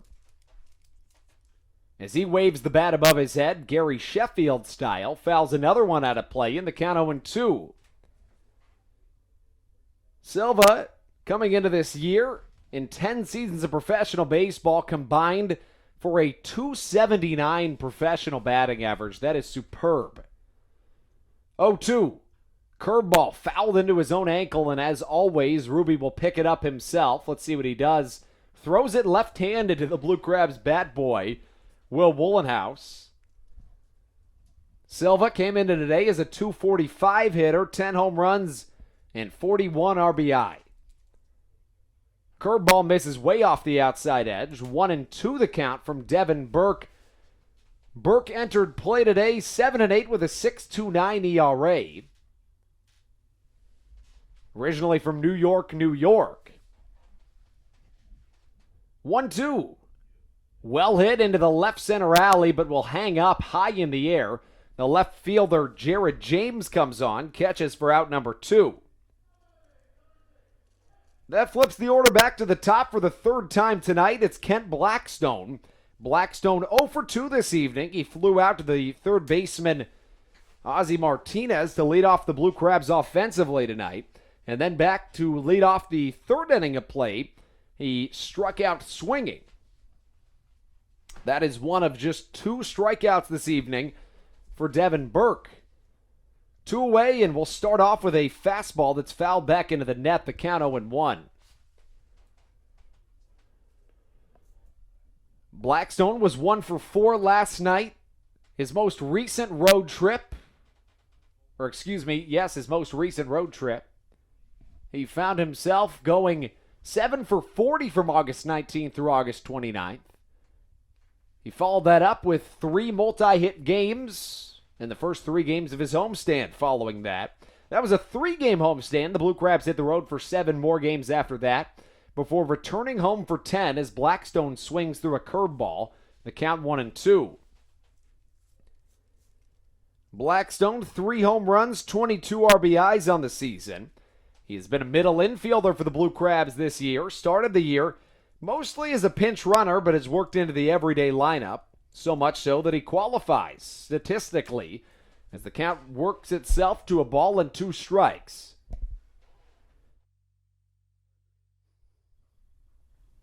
Bottom of the 4th inning. 2-2 the count. Nobody on for the Blue Crabs. 2 down here on the bottom of this 4th. Devin Burke on the way. Fastball spoiled away, and we've seen a plethora of foul balls here this evening at Regency Furniture Stadium.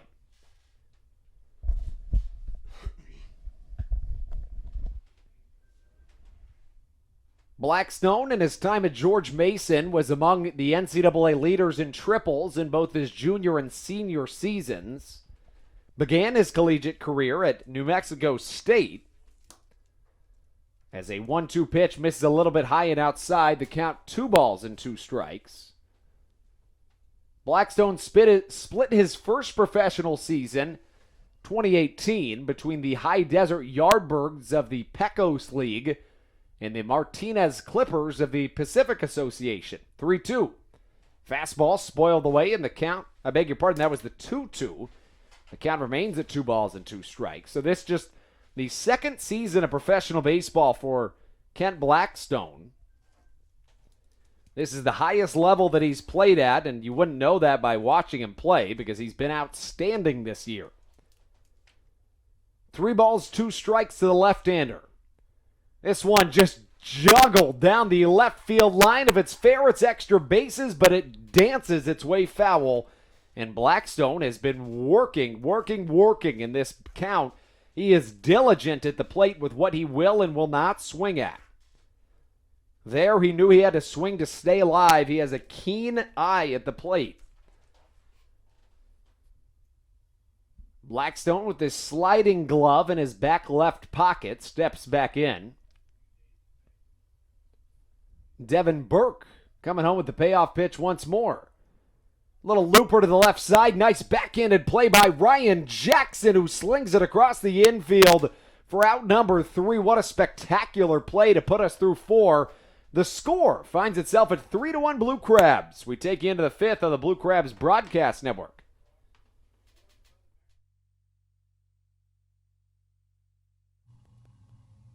Hey, Blue Crabs fans, are you looking to watch a game from one of our luxury suites? How about the High-End Legends Club in left field? Call 301-638-9788 and ask to speak to a sales representative about your party or group outing.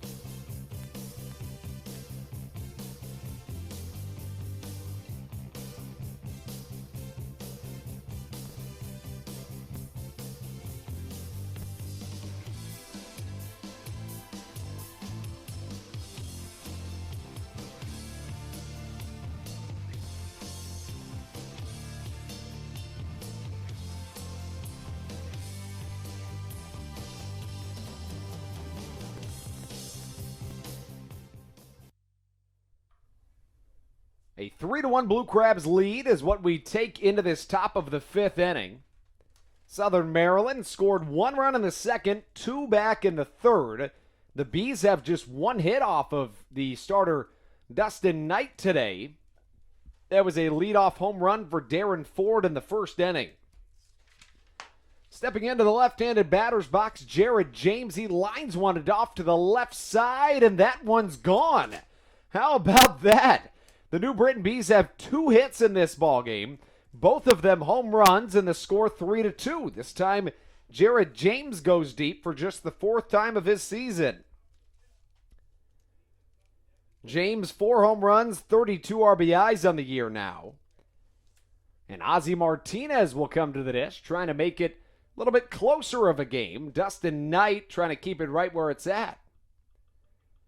Knight's only other start against the New Britain Bees this season was awfully successful. It was 7 innings of shutout baseball back on August the 11th, so 1 month ago to the day. This pitch catches down low, the count 0-1.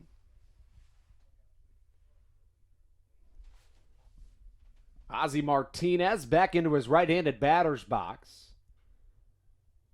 As this one's fouled away, the count 0-2. The score 3-2. The Blue Crabs out hitting the New Britain Bees 7-2, but it only shows a little bit on the scoreboard.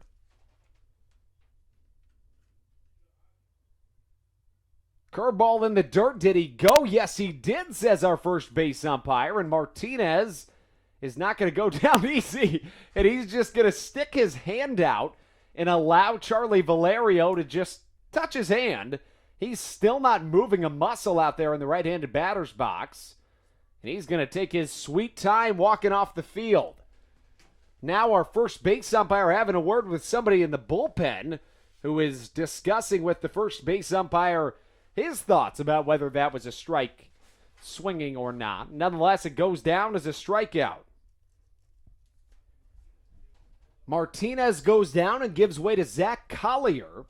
Collier wears number 2 on the back of the black and yellow jersey. Swing and a miss. Strike number 1.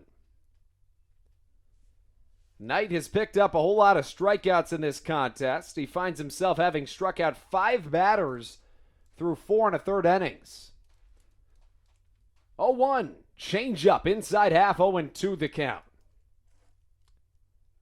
Last time Dustin Knight faced these New Britain Bees, it was a 1-0 Blue Crabs win in extra innings. 11 innings is what it took. The Blue Crabs had just 2 hits in that contest. In fact, they were no hit through 8 innings of play. Kent Blackstone broke it up with a double in the 9th. The only other hit the Blue Crabs would have in the contest was a double, make that a bunt single on a pinch hit from the Blue Crabs catcher Charlie Valerio. A ball and 2 strikes the count.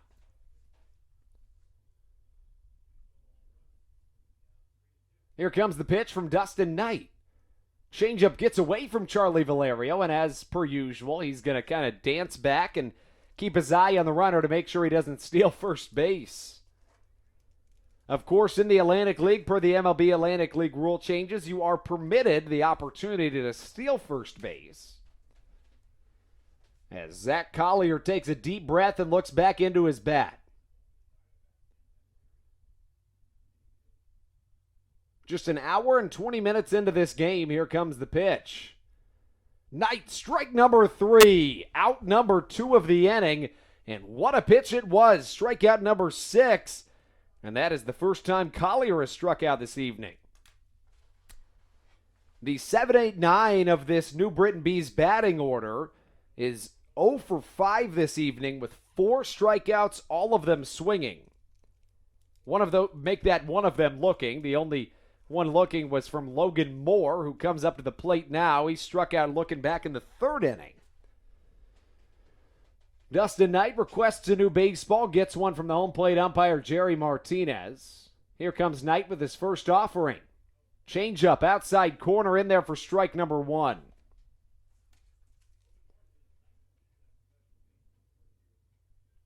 Moore steps back into his left-handed batter's box.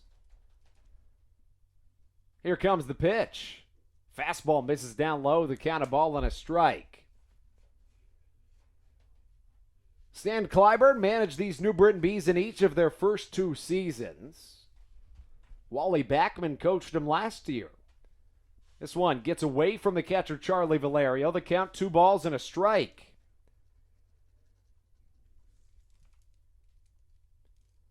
A deep breath from Logan Moore. Dustin Knight steps back into the rubber. Here comes the pitch. Sky high and foul into the night sky. And the count, 2 balls and as many strikes. Dustin Knight is full name Dustin DeVoyle Knight. 7 of his last 8 starts have been the deepest outings of his professional career. His most recent outing was just 3 innings, though. He allowed 5 earned in those 3 innings in a doubleheader at the Rockers. This one misses off the outer edge, and I beg your pardon, that was ball number 4. So the second walk issued by Dustin Knight this evening, a 6-2 strikeout to walk ratio. One of those walks came from Darren Ford. Only 3 Bees have reached base. Darren Ford has done so twice. He reached on a walk, and he also homered to lead off this contest. That is one of 2 runs that the Blue Crabs have allowed this evening. Interestingly, last night, the Blue Crabs lost 3-2. Their only 2 runs were on solo shots. The Blue Crabs have their druthers. Maybe that happens again this evening, but the other way around as the count goes to 1-0. Ford in his 15th season of pro ball. He lines one down the right field line, but foul. The count 1-1. Came into today as a .270 hitter. Currently with 6 home runs on the season, 31 RBIs. As Dustin Knight steps back onto his mound. A Knight with a career win-loss record of 35-27. The 29-year-old with a 3.57 career ERA. Change up, down low and it misses. The count, 2 balls, 1 strike. 2 down, a runner at first. It's Logan Moore who reached on a walk.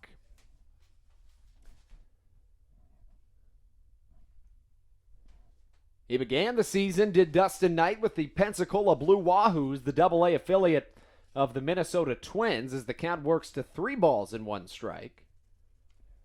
Every time Dustin Knight completed a save with the Pensacola Blue Wahoos, he did a backflip on the field. 3-1, here it comes from Dustin Knight. Fastball, too much for the right-handed hitter Darren Ford. That's not a new sight. Dustin Knight blows pitches by batters quite frequently.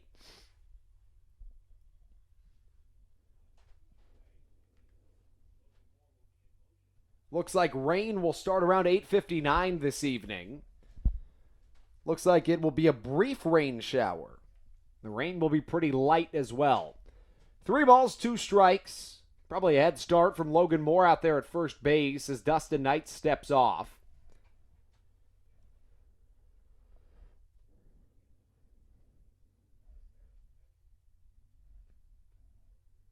Here comes the pitch. Moore gets the head start. Fastball on the outside corner. In there for strike number 3. How about the 7th strikeout of the evening for Dustin Knight? He strikes out the side, and we're through 4.5 in Southern Maryland. Let's get it right back on the Blue Crabs Broadcast Network. This is Corey Vaughn. Are you looking for fun on the weekend without breaking the bank? My Eye Doctor Backfin Buddies is for you. For just $15, your child will get in for free to every Friday Blue Crabs home game all season long. Plus, kids receive a Backfin Buddies t-shirt, go on the field for the national anthem, and parents will get a reduced ticket rate. What more could you ask for? Come watch me hit a home run every Friday for just $15.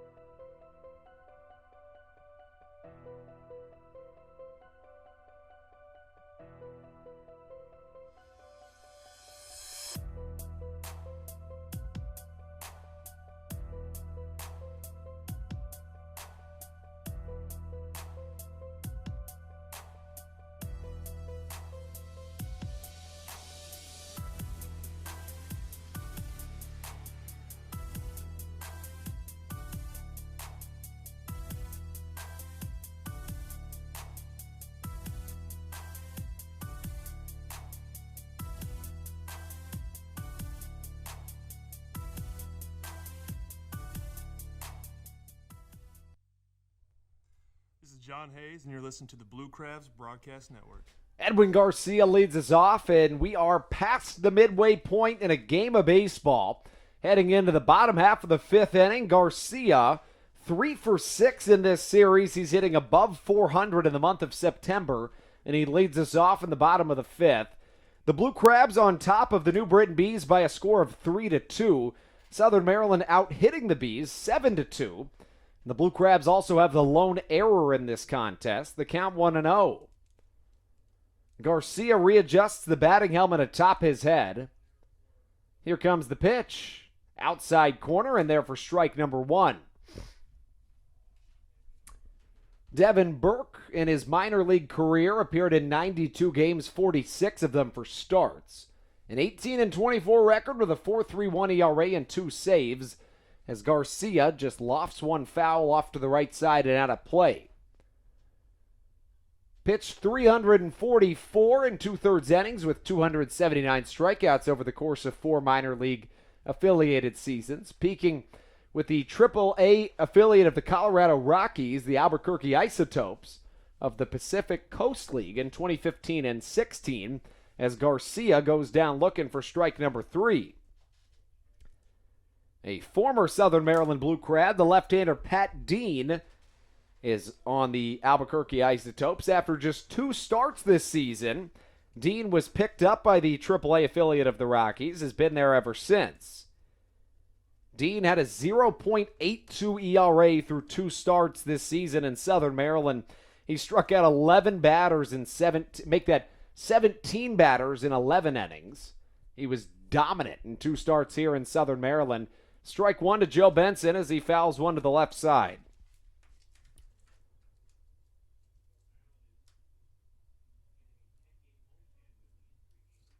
Owen won the count. Joe Benson to this point in the contest, 0 for 2 with a strikeout looking at a fly out to the first baseman. Fastball on the inside edge misses, and the count 1-1.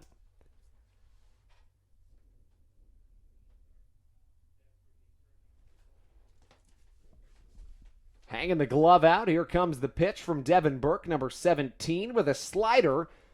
Check down to first. Yes, he did, and wow. That is the 3rd time that we've seen our first base umpire say that a runner, make that a batter, did go around. All 3 of them, even the one for the Bees, I'll admit, was slightly surprising with these new rule changes. 1-2. Fastball upstairs. 2-1. 2-2 the count. 3-2, Blue Crabs lead, looking to snap a 3-game losing streak. With the York Revolution leading the Long Island Ducks this evening, the Blue Crabs desperately need to win. Fastball hits sky high out to the right side. Zach Collier comes on. He will catch it with that tan glove in shallow right field. And an F9 is out number 2 of this bottom of the 5th inning. That brings up Tony Thomas. He spurred a back-to-back-to-back hit streak for the Blue Crabs in the bottom of the 3rd inning with 2 outs. 6 of the 7 Blue Crabs hits this evening have come with 2 outs. 3 of them have had RBIs attached to them. John Griffin with an RBI single in the 2nd. Corey Vaughn and Charlie Valerio with RBI singles in the 3rd. As Tony Thomas flies out to center field, a quick 5th inning for the Blue Crabs sends us to the 6th on the Blue Crabs Broadcast Network.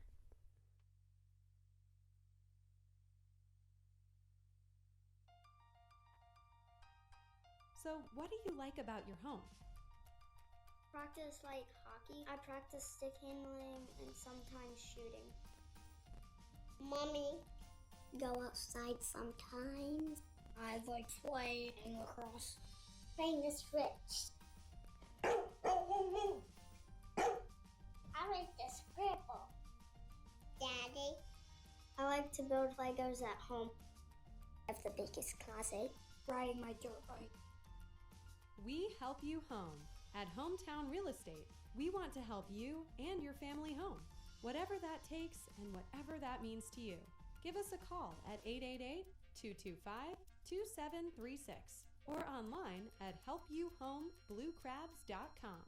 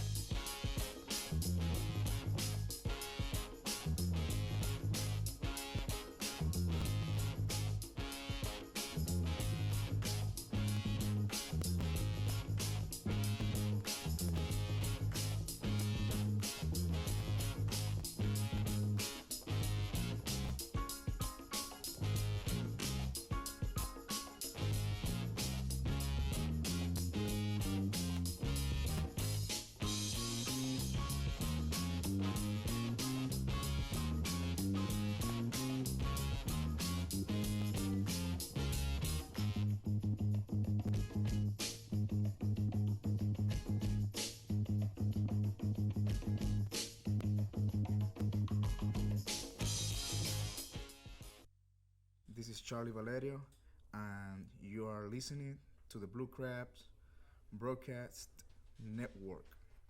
Ryan Jackson, the MLB veteran, leads us off in the top of the sixth inning of baseball here in Southern Maryland.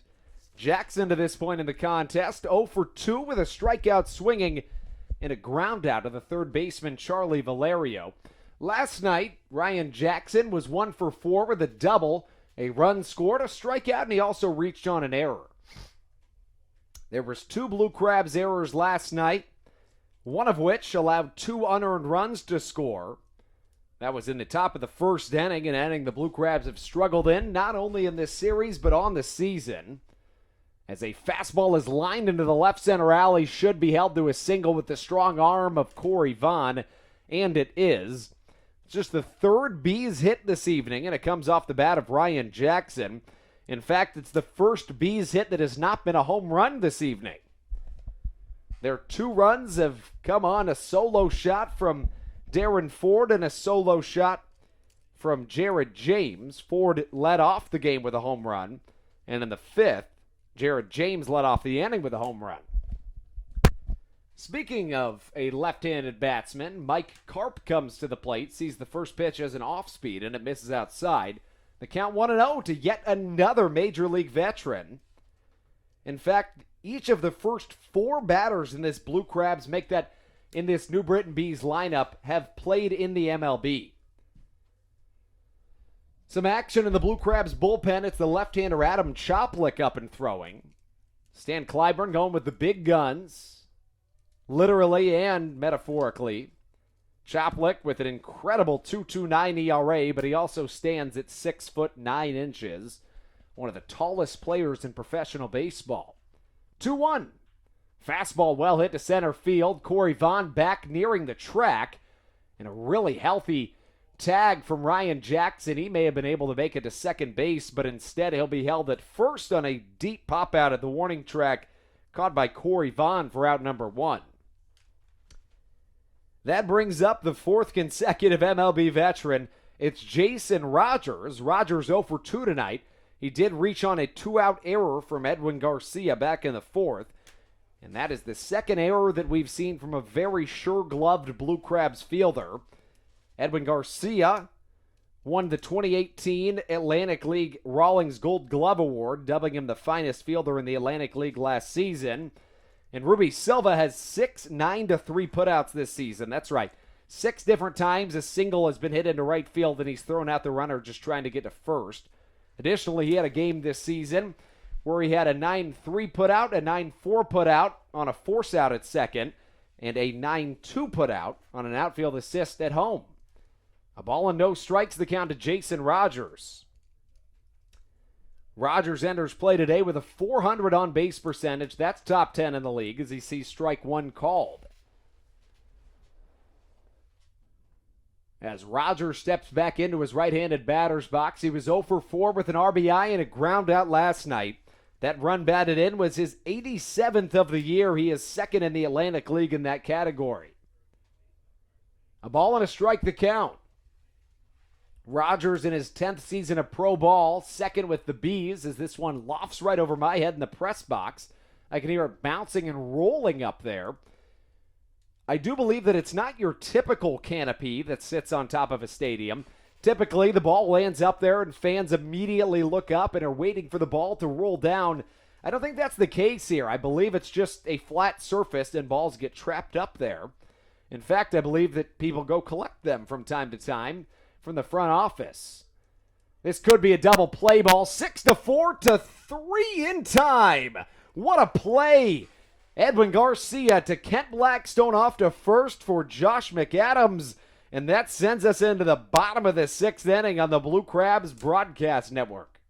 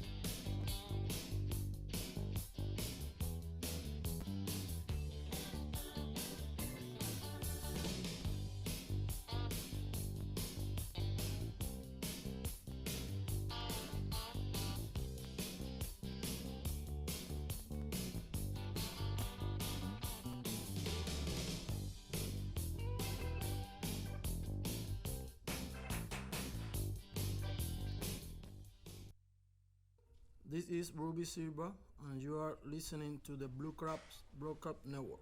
Devin Burke's day is done and over with. He will exit in line for the loss.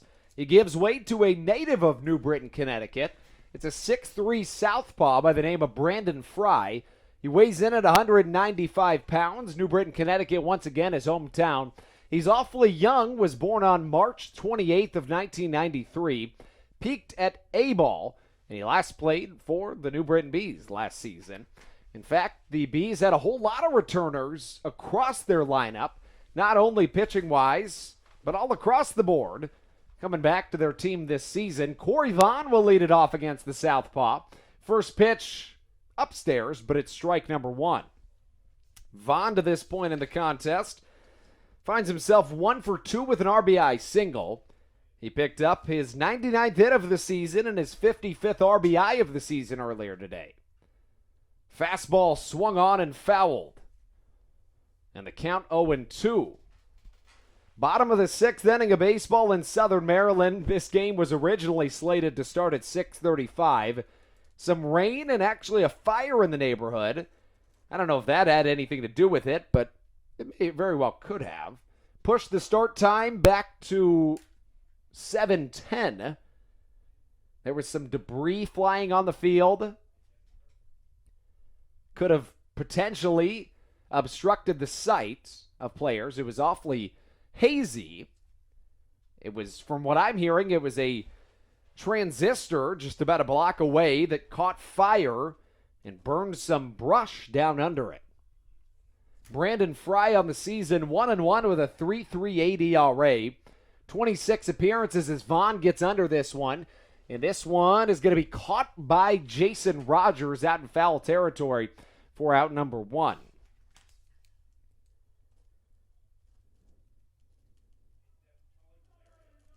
That gives way to Charlie Valerio. The rest of the numbers on Brandon Fry. 26 games pitched, 18 walks, 27 strikeouts as Charlie Valerio comes up to the plate. Valerio has been awfully successful against left-handed pitching this season. It's interesting because he told me that traditionally he's better against right-handed pitching. He is a switch hitter, is Charlie Valerio. He hits .341 against left-handed pitching this season, and this one they're going to say is foul, but that looked awfully fair from my vantage point. Nonetheless, that's why I'm up here in the booth, and he's down there on the field. Valerio, a .341 hitter against left-handed pitching, a .961 OPS against left-handed pitching, .385 on-base percentage, .576 slugging percentage. That leads the Blue Crabs team. All of those numbers do. No balls and a strike, one down, nobody on. Fry misses low and inside in the count, 1 ball and 1 strike.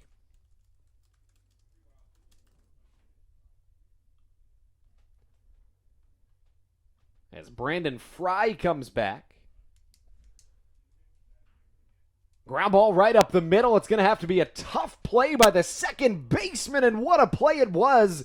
Jonathan Galvez comes up with an incredible play out there at second base, and that's out number 2. I beg your pardon. I said earlier that Brandon Fry was born in New Britain, Connecticut. In fact, he was born in Canton, Ohio, but resides in New Britain, Connecticut. As John Griffin comes up to the plate. Griffin, earlier in this contest, had an RBI single. In fact, he drove in the first Blue Crabs run of this game. As Brandon Fry looks to shut down the Blue Crabs, looks like Adam Choplik will be coming in soon for Southern Maryland. He's been awfully good this season. First pitch from Fry, a slider and a good one. And it misses on the inside edge. 1-0 the count. Griffin 1 for 2 today. He picked up his 29th RBI of the season back in the second inning. Blue Crabs on top 3-2, holding a narrow lead over the Bees. Another slider, this one inside as well. And the count 2 balls and no strikes. Brandon Fry in his 7th season of professional baseball. 4th season with the Bees. Last year, he only made 5 relief appearances for the Bees before having season-ending Tommy John surgery. This pitch misses down low, and the count 3-0. Interestingly, 67 appearances for Brandon Fry in 2017 was the most overall by any pitcher in the Atlantic League of Professional Baseball that season. 3-0.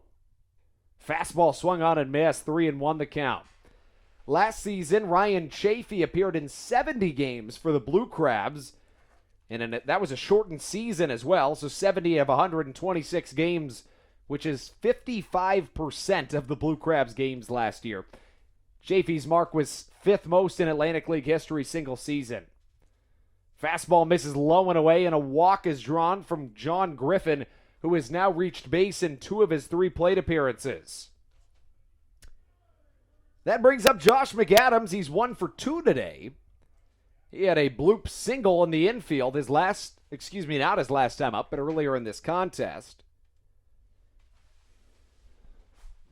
As Josh McAdams steps into the right-handed batter's box. His last time up, he lined out to the right fielder, Zach Collier. He has his tan bat in his right hand. The pitch, fastball outer edge, it's in there for strike number 1. McAdams was 0 for 4 yesterday. He stole first base back on July the 23rd. 0-1, jams him up and it fouls off to the right side. The Blue Crabs have 7 hits today. 6 of them have come with 2 outs. 3 of those 6 have been RBI hits. The 5, 6, 7 of the Blue Crabs order all has an RBI single in this contest. 0-2. Slider inside, it'll miss. The count 1-2. The pitch Josh McAdams struggles with the most is the slider or the cutter on the outside corner. So facing off against a left-hander is going to fare into his favor as long as that left-hander doesn't have some tail on his pitch. McAdams doesn't like the stuff that moves away from him. 1-2, catcher sets up on the outside corner, but he gets a pitch on the inside. The count 2 balls and 2 strikes. It'll always be interesting to see how a pitcher responds to Tommy John surgery. It's where you tear your ulnar collateral ligament in your elbow. 2-2, inside, and that's ball number 3.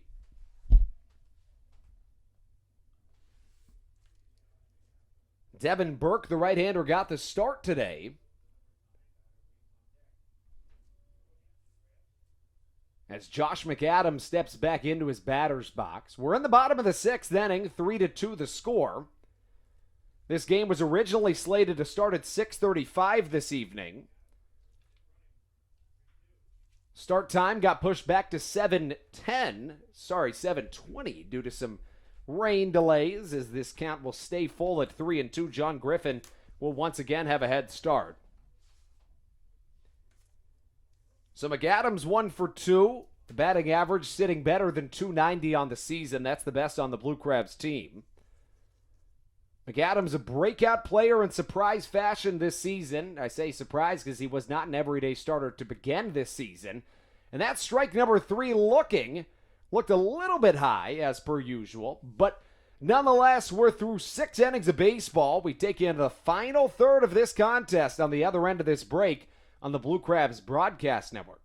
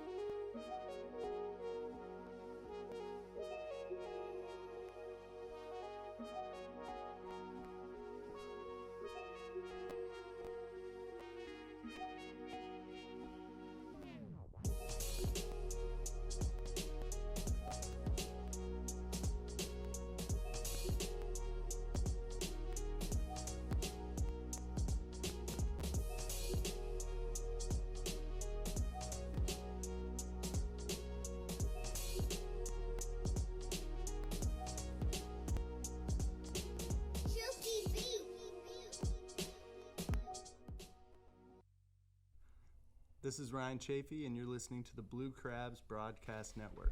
A newcomer onto the mound for the Blue Crabs. Dustin Knight's evening is complete as Adam Choplik takes the mound for the Blue Crabs. Choplik comes in with an incredibly impressive resume to his name.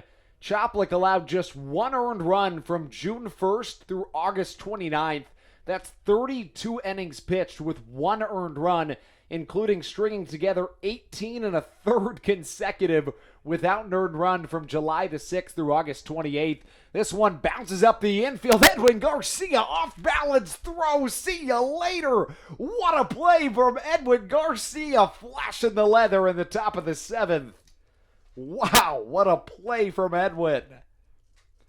That's a Javi Baez-esque play. You saw his body almost Michael Jordan style. All the limbs were separated in their different directions, and he fires across the infield in midair for out number 1. What a play from Edwin. That looked to be a base hit for sure, but Jonathan Galvez denied him a base hit. That gives way to Jared James. He homered back in the 5th inning of play. The Bees have just 3 hits this evening, 2 of them home runs. Each of those homers were solo shots. Darren Ford had a home run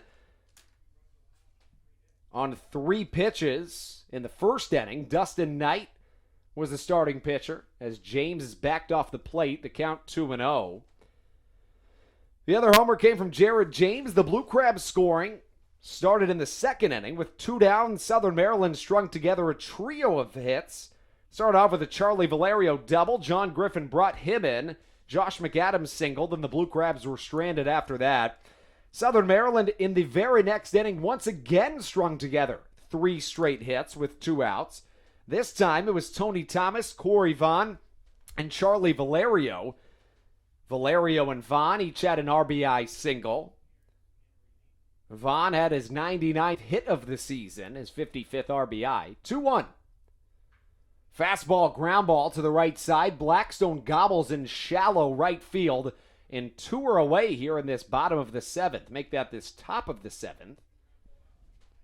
As Adam Choplik works quick and effectively here in the top of the 7th inning. Expect Choplik for 1, maybe 2 innings.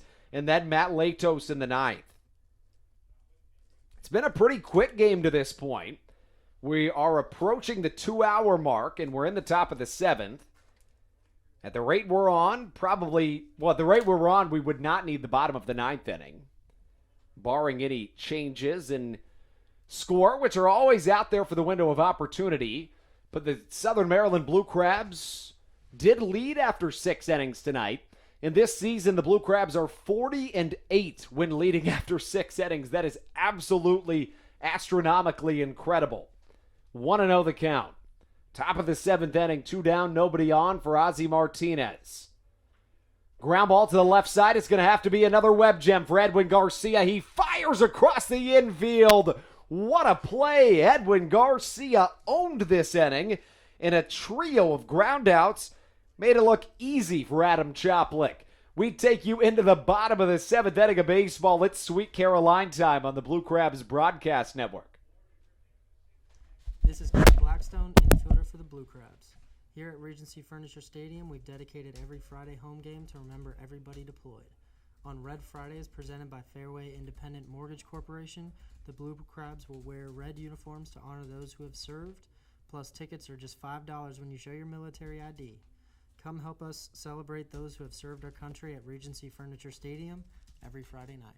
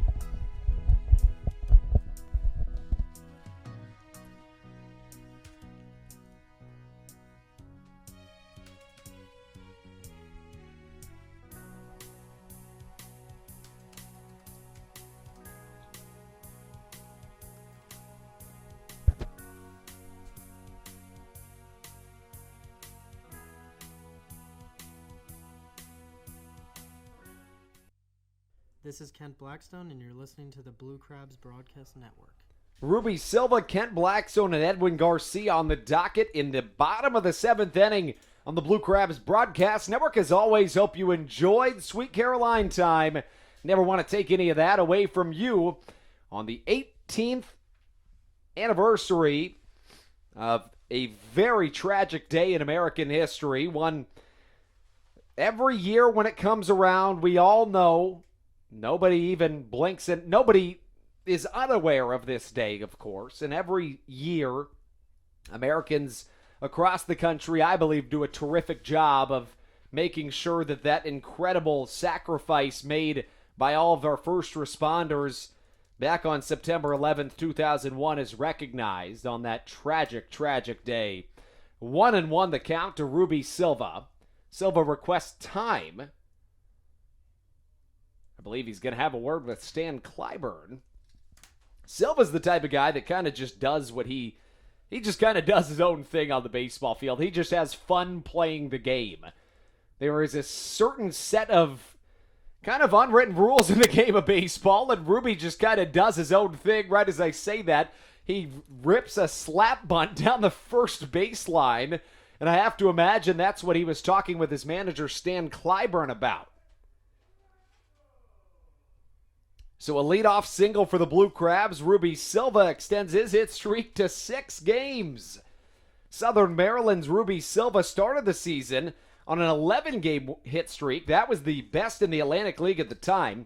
6 of those 11 games, he had multi-hit contests in, and this is his best hit streak since. Silva hitting better than .280 in the month of September. This follows in really sour last couple of months comparatively, but compared to the rest of the league, he's still been very good in the last couple months. Kent Blackstone, an 0-1 count as our leadoff hitter comes back to the plate. Silva goes on the pitch. It gets away from the shortstop. Ruby's going to go to third. Darren Ford will come up throwing. Once again, Silva with a head-first slide. And Ruby, as he did last week in York, finds himself exercising on the base paths as he gets from first to second, second to third, station to station, as the Blue Crabs will try to pad their 3-2 lead. It's the bottom of the 7th inning. Matt Latos up and throwing in the Blue Crabs bullpen. I believe Matt Latos. It may be James Dykstra. Infield in for the New Britain Bees, who desperately need a victory this evening. A ball and a strike the count. Blackstone jammed up and fouls it off to the left side. The Blue Crabs also desperately need a win this evening. Both of these teams come into play 6 games back from their division leaders, with the Blue Crabs with a total of 12 games left to play, and the Bees with 13 left to play.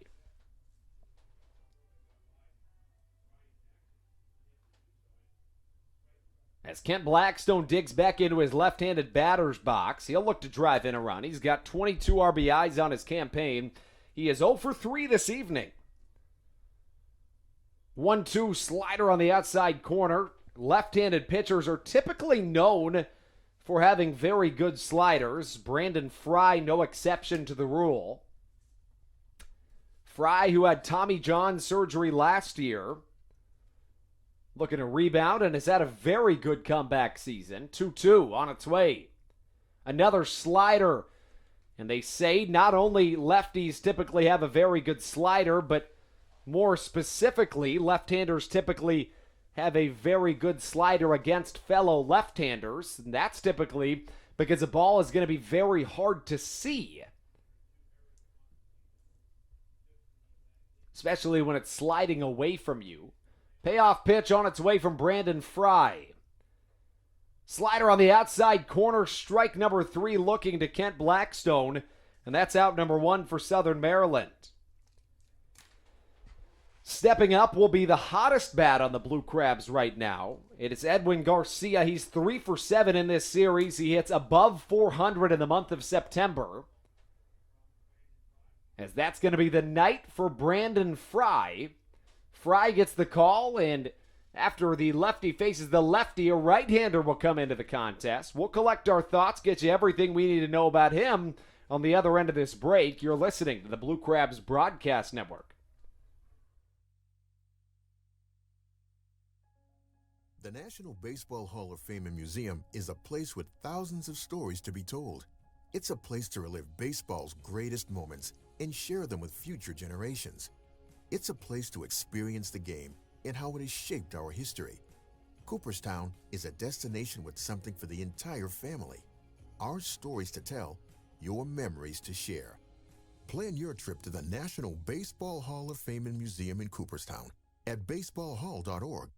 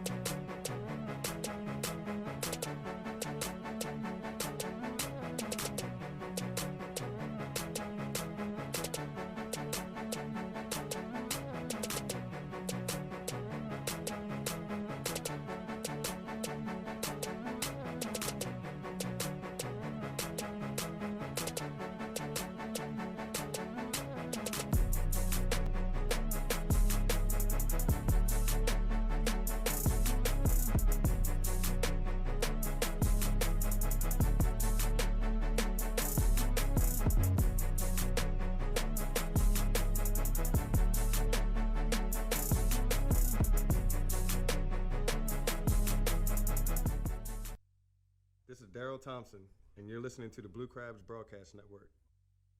Here comes Edwin Garcia. Nobody on the Blue Crabs is better with runners in scoring position and 2 outs. Of course, just 1 out right now. Brady Dragmeyer comes to the mound for the New Britain Bees. He did pitch last night. Last night he got the hold, 1 inning, 1 hit, no runs, 2 strikeouts, no walks. The runner at third, Ruby Silva, accountable for the former pitcher as Ozzie Martinez makes a tremendous play down at third base. Tries to slap the tag on Ruby Silva. It's not in time, but somehow the New Britain Bees now have a pretty good shot at getting out of a situation that started with a runner at third and not a single out. 5-3 putout is out number 2 of this bottom of the 7th inning. Joe Benson up to the dish. He rocks the neon green arm sleeve. He's 0 for 3 this evening after a 2 for 4 showing yesterday. Flew out to first, struck out looking, and then flew out to right field. Fastball inside corner. Did he go? Gonna check down. Yes, he did. And it's breaking news. In the MLB, a new home run record was just set.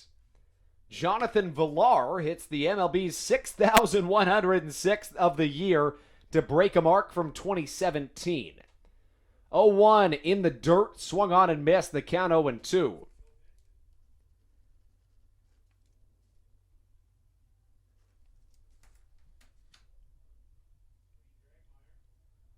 Joe Benson steps back into his right-handed batter's box.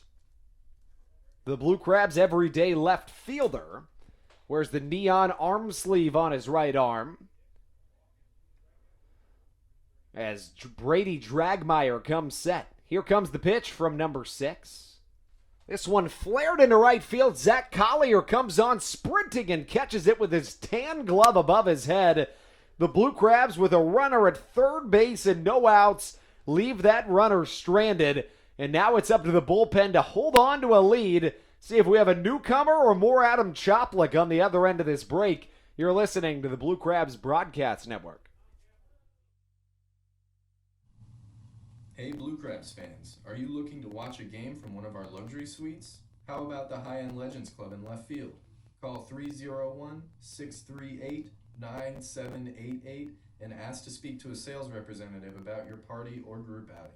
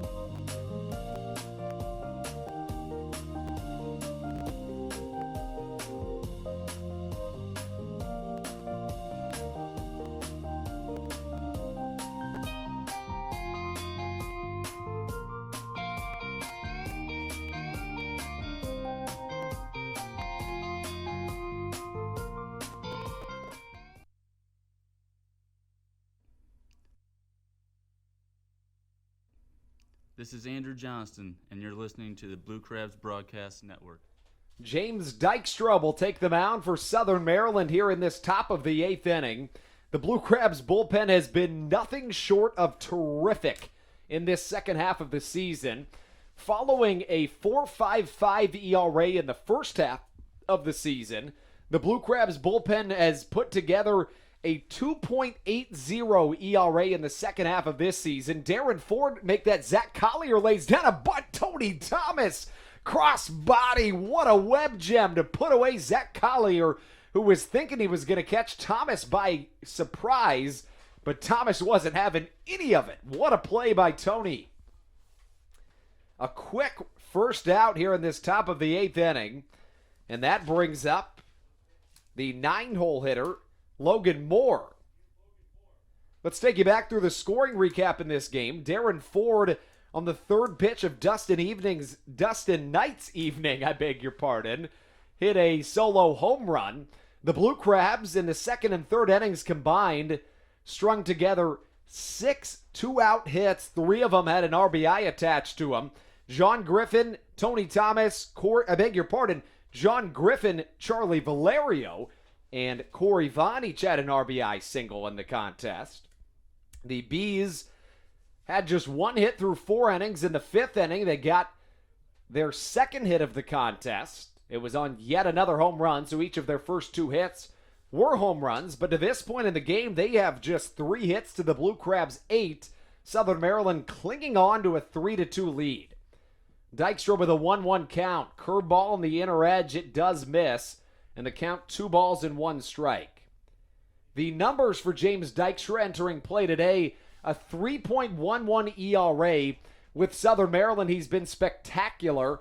In his time in a Blue Crabs uniform, he has a 2.93 ERA. He started the season with the Sugarland Skeeters. And probably the most impressive statistic is his miles per hour off the hand. He sits at 96 to 98. He touched 99.64 a couple of weeks ago. Incredibly close to getting to double digits. 2-2. Slapped the other way and foul. The count remains at 2 balls and 2 strikes, and some fans scurry over there to try to get a piece of that baseball.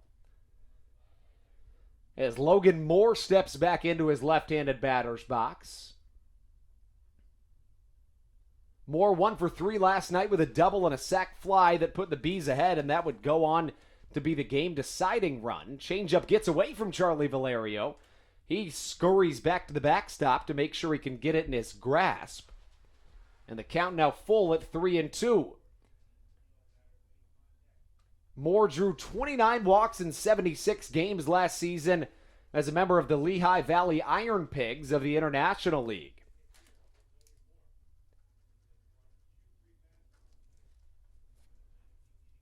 Full count, 3 balls, 2 strikes.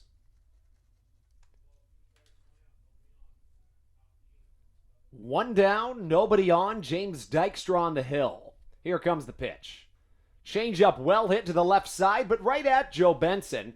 Benson dances back a couple of steps, and a good job by Dykstra to avoid a walk as he induces out number 2. The Bees now down to their final 4 outs in the contest.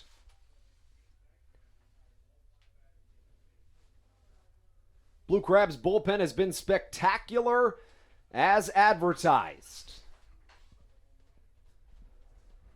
The right-handed batsman, number 15, Darren Ford, assumes his batter's box. He had a home run. He also drew a walk in this game. To this point, he's 0 for 2 with a walk. He homered on the third pitch of this contest. Dustin Knight pitched 6 innings of 2 earned run ball, allowing just 3 hits. 1-0 the count from James Dykstra to Darren Ford. Dykstra with incredible velocity.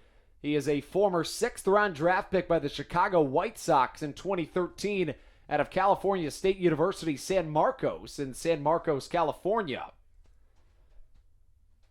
1-0 the count. Here comes James. Fastball outside corner grazes the edge, and the count 1-1. Dykstra with some of the best velocity in all of the Atlantic League. Very few individuals will argue that. A ball and a strike, the count. 2 down, nobody on. Big looping curveball misses upstairs in the count, 2-1. 3-2 score. The Blue Crabs on top here in the top of the 8th inning of baseball.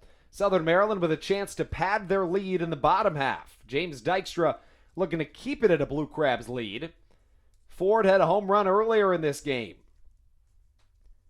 2 balls and a strike. The Dykstra offering ground ball up the middle. Garcia's going to try to get the speedy Darren Ford a quick glove transfer, and Edwin Garcia does it again, making the spectacular look routine.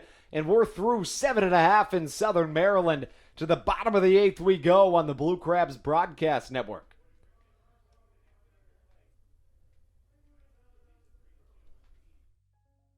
The National Baseball Hall of Fame and Museum is a place with thousands of stories to be told. It's a place to relive baseball's greatest moments and share them with future generations.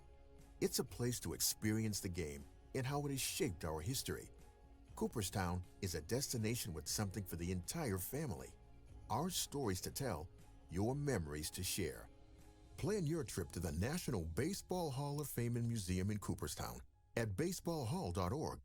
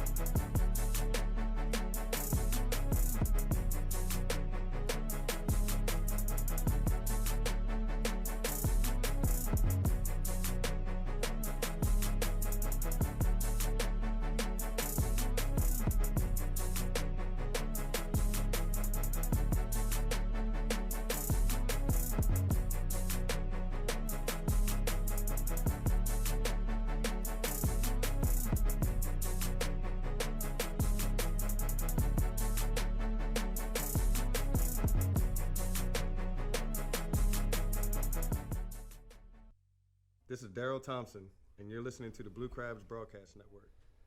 Tony Thomas leads us off in the bottom of the 8th inning of baseball. Southern Maryland looking to add a couple of runs to their lead that they have right now. Anything extra would just be icing on the cake at this point. Thomas with that neon arm sleeve waves at the first pitch from Grant Black, the newcomer onto the mound for the New Britain Bees. Black with a 0.000 ERA. He's pitched in 4 games, including last night. Last night he went 1 inning, allowing a hit, no walks or runs with 2 strikeouts. He's allowed 2 hits in 4 innings this season, 1 walk, 6 strikeouts. The numbers have been very impressive for Grant Black to this point. The count, 1 ball, 1 strike. As the cowbell rings from Ron Lord, the tie-dye guy. Black, 6'5", 225 pounds, out of Newport, Arkansas. He attended University of Arkansas at Monticello in Monticello, Arkansas. 2 balls and a strike, the count. He went undrafted out of Arkansas, Monticello. He then played in the Frontier League in back-to-back seasons in his first 2 seasons of professional baseball, in 2018 and 2019 for the Gateway Grizzlies, as this one goes into shallow left center field, but a nice play by the Bees left fielder Jared James for out number 1 to rob Tony Thomas of a base hit. So he plays for the Gateway Grizzlies in back-to-back seasons, posts a 4.38 ERA in 2018.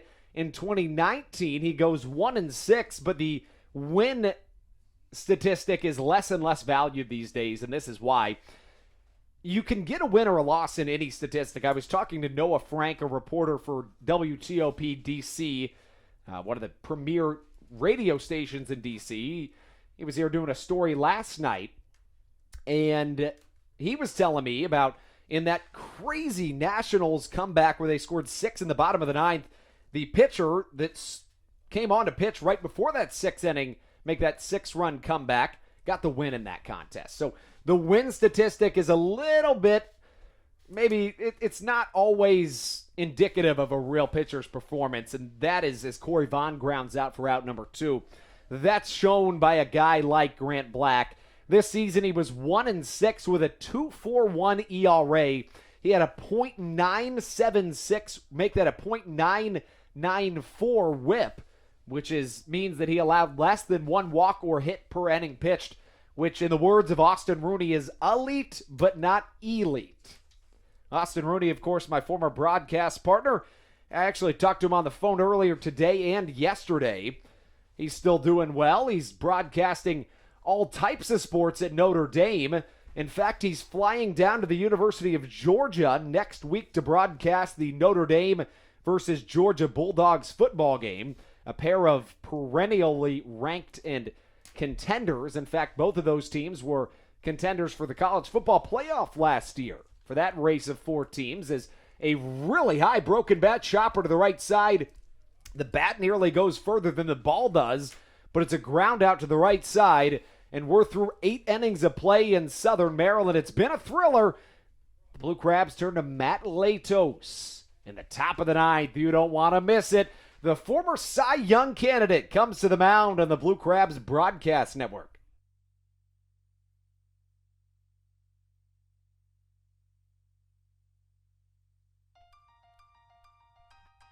So, what do you like about your home? Practice like hockey. I practice stick handling and sometimes shooting. Mommy, go outside sometimes. I like playing lacrosse. Playing the Switch. I like the scribble. Daddy, I like to build Legos at home. I have the biggest closet. Riding my dirt bike. We help you home. At Hometown Real Estate, we want to help you and your family home. Whatever that takes and whatever that means to you. Give us a call at 888-225-2736 or online at helpyouhomebluecrabs.com.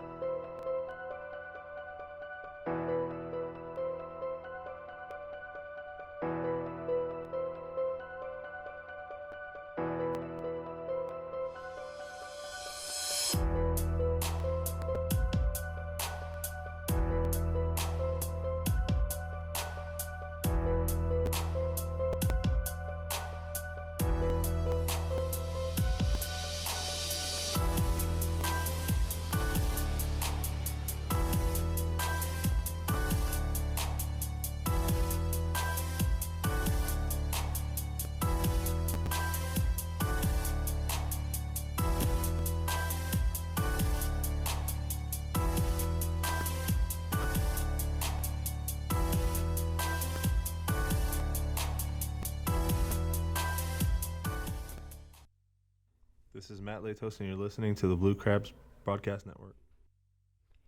Matt Latos onto the mound for the Southern Maryland Blue Crabs here in the top of the 9th inning, looking to shut the door. The Blue Crabs relievers to this point have yet to allow a base hit, or a run. Let's get that far at least. Ryan Jackson up to the dish. A hard fastball off the right arm of Matt Latos misses, and it's ball number 1 as Latos comes back to the mound. It is worth mentioning that Latos, when he comes to the mound, typically Sometimes he allows a couple of balls early before settling down. Keep in mind, he is by trade a starter. So it makes sense that it's going to take him a little bit to get into his rhythm. He faces the 2-3-4 of this Bees batting order. It's Ryan Jackson, Mike Karp, and Jason Rogers. Fastball inside corner, strike number 1. If the Bees do lose today, they will still have won 21 of 29 games, and despite make that 21 of 30 games, and despite losing just 9 games over their last 30, they will have now dropped 3 and make that 2.5 games in the standings, despite a 21-9 record. Ryan Jackson potentially thought about stealing first base, but he'll hold back, and the count at 2 balls and a strike. Latos, the numbers on him this season are just mind-blowing. A 1.13 ERA, a .67 whip. In 52 innings, he's allowed just 6 earned runs while striking out 35 batters. The miles per hour sit anywhere from 91 to 95. 2 balls and a strike. Here comes Matt. Fastball behind it is the right-handed batsman Ryan Jackson. Latos has saves in 16 of the Blue Crabs' 28 second-half wins. Enters play today second in the Atlantic League in saves. His career ERA in the MLB is better than the likes of Josh Beckett, Mike Mussina, who was just inducted into the Hall of Fame, mind you, Kerry Wood, and Chris Archer. 2 balls, 2 strikes. The pitch, fastball, dribble down the left field line, and foul. And the count will remain at 2 balls and 2 strikes. Latos in his MLB career, a 71-59 record with a 3.64 ERA. Played in 9 seasons in the MLB between the San Diego Padres, Cincinnati Reds, Miami Marlins, Los Angeles Angels, Los Angeles Dodgers, Chicago White Sox, Washington Nationals, and Toronto Blue Jays. That's a mouthful, but he's been around, and he has the pedigree to show it. 2 balls, 2 strikes. Here comes Latos. Number 41 with a fastball on the outside corner. See you later. Strike number 3, and the Blue Crabs bullpen has been spectacular this evening. The Blue Crabs bullpen in the second half of the season entered play with a 2.80 ERA. Dustin Knight handed it over with a lead, and Southern Maryland's bullpen has now retired 7 consecutive batters. Not a single individual has reached base off of this bullpen, and there is not much better of a 3-headed monster than James Dykstra, Adam Choplik, and Matt Latos in this Atlantic League. Latos faces off against Mike Karp, a fellow former major leaguer, as Latos hops onto the mound. Karp wears number 24 on the back of the jersey. He is 0 for 3 this evening. 1-0, here comes Latos. Fastball too much for him, a ball and a strike the count. As Matt Latos comes back to the mound, he put up dazzling numbers in his first season for the Reds. He went 14-4 with a 3.48 ERA, leading the MLB in games started, tied for the league lead at 33. 1-1, fastball foiled away in the count 1-2. He made his major league debut at the ripe age of 21 with the San Diego Padres. In his sophomore season, he finished 8th in the Cy Young voting with a 14-10 record and a 2.92 ERA.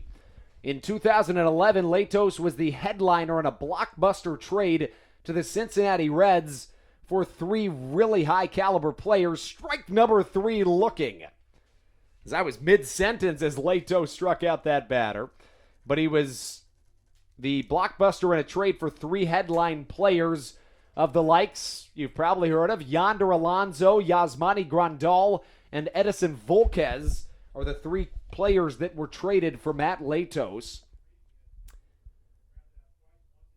From May the 29th through July the 20th, Latos allowed 2 hits, 1 walk, and 0 runs over 18 innings of work. He also, in that stretch, put together 9 straight perfect innings and he's been fantastic against the Bees this season. He has allowed 0 earned runs in 13 2/3 innings against the Bees. 8 strikeouts, 3 hits, 1 unearned run, and he has just been magnificent. Jason Rogers, an MLB veteran, steps into the box. Did he offer? It doesn't matter. It was a called strike number 1. Latos' save percentage on the season, 92.3. He's 24 for 26 in save opportunities. His most recent appearance was a save against the York Revolution back on September the 5th. He went an inning, no hits, no walks, no runs, but he did have a couple numbers. It was 2 strikeouts. 0-1.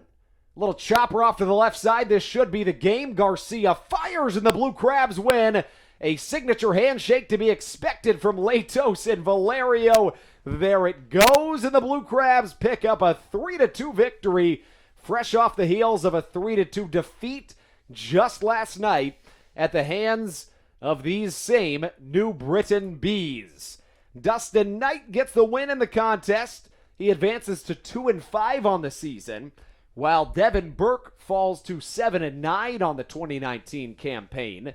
The Blue Crabs 11-8 against the New Britain Bees this season and advance to 29-30 in the second half. 6 games back in the Freedom Division, 55-74 overall. In game number 129 of the season, the Bees fall to 31-28 in the second half. Still 6 games back at the moment, 66-62 overall on the season as we run through the box score on the Blue Crabs Broadcast Network. Darren Ford led off this game, 3rd pitch of the contest. He hit a solo home run over the Birch Oil Mini Monster in left field to get us started. Next up, the Blue Crabs put up a run in the bottom of the 2nd inning. 3 straight hits. Charlie Valerio scored on a John Griffin single. And then in the bottom of the 3rd inning, the Blue Crabs plated a pair of runs that came through on a Charlie Valerio and Corey Vaughn single. Vaughn picked up his 55th RBI of the season and his 99th base hit of the season. Next up, the Bees plated a run in the top of the 5th, and that was on yet another solo shot. That was the 2nd hit the Bees would get this evening. They only accumulated 3 hits in the duration of this contest, and the Blue Crabs won a 3-2 thriller here in Southern Maryland. Let's step aside for just a moment. We'll be right back to conclude this contest on the Blue Crabs Broadcast Network. Hi, this is Hall of Famer Carlton Fisk. Make your plans today to visit Cooperstown and the Baseball Hall of Fame and Museum.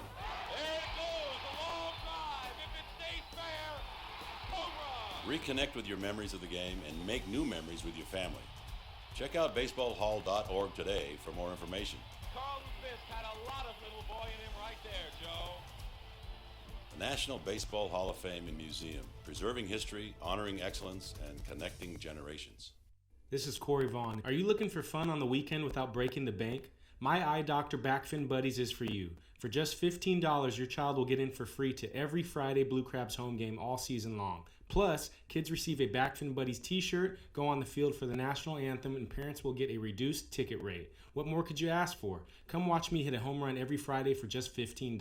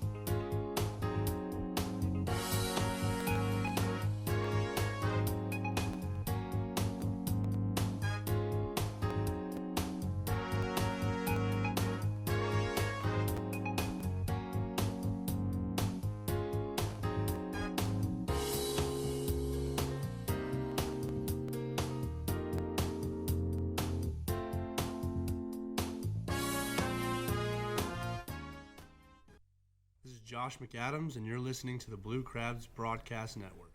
The Blue Crabs pick up a desperately needed 3-2 victory at the hands of the New Britain Bees. The Blue Crabs have Dustin Knight with the win. Matt Latos with his 25th save of the season. That ties a league high as Southern Maryland picks up a desperately needed win. A big-time contributor today, Charlie Valerio, 2 for 4 with a RBI and a run scored. The Bees didn't have any multi-hit efforts. The Blue Crabs had just one. 7 of the 9 Blue Crabs batters had at least one hit this evening, as Edwin Garcia, Tony Thomas, Corey Vaughn, Charlie Valerio, John Griffin, Josh McAdams, and Ruby Silva each picked up a hit in the contest. That's how we say goodbye to a Blue Crabs 3-2 victory. Thanks so much for tuning in on the Blue Crabs Broadcast Network. But one more thing, as always, let's go Blue Crabs.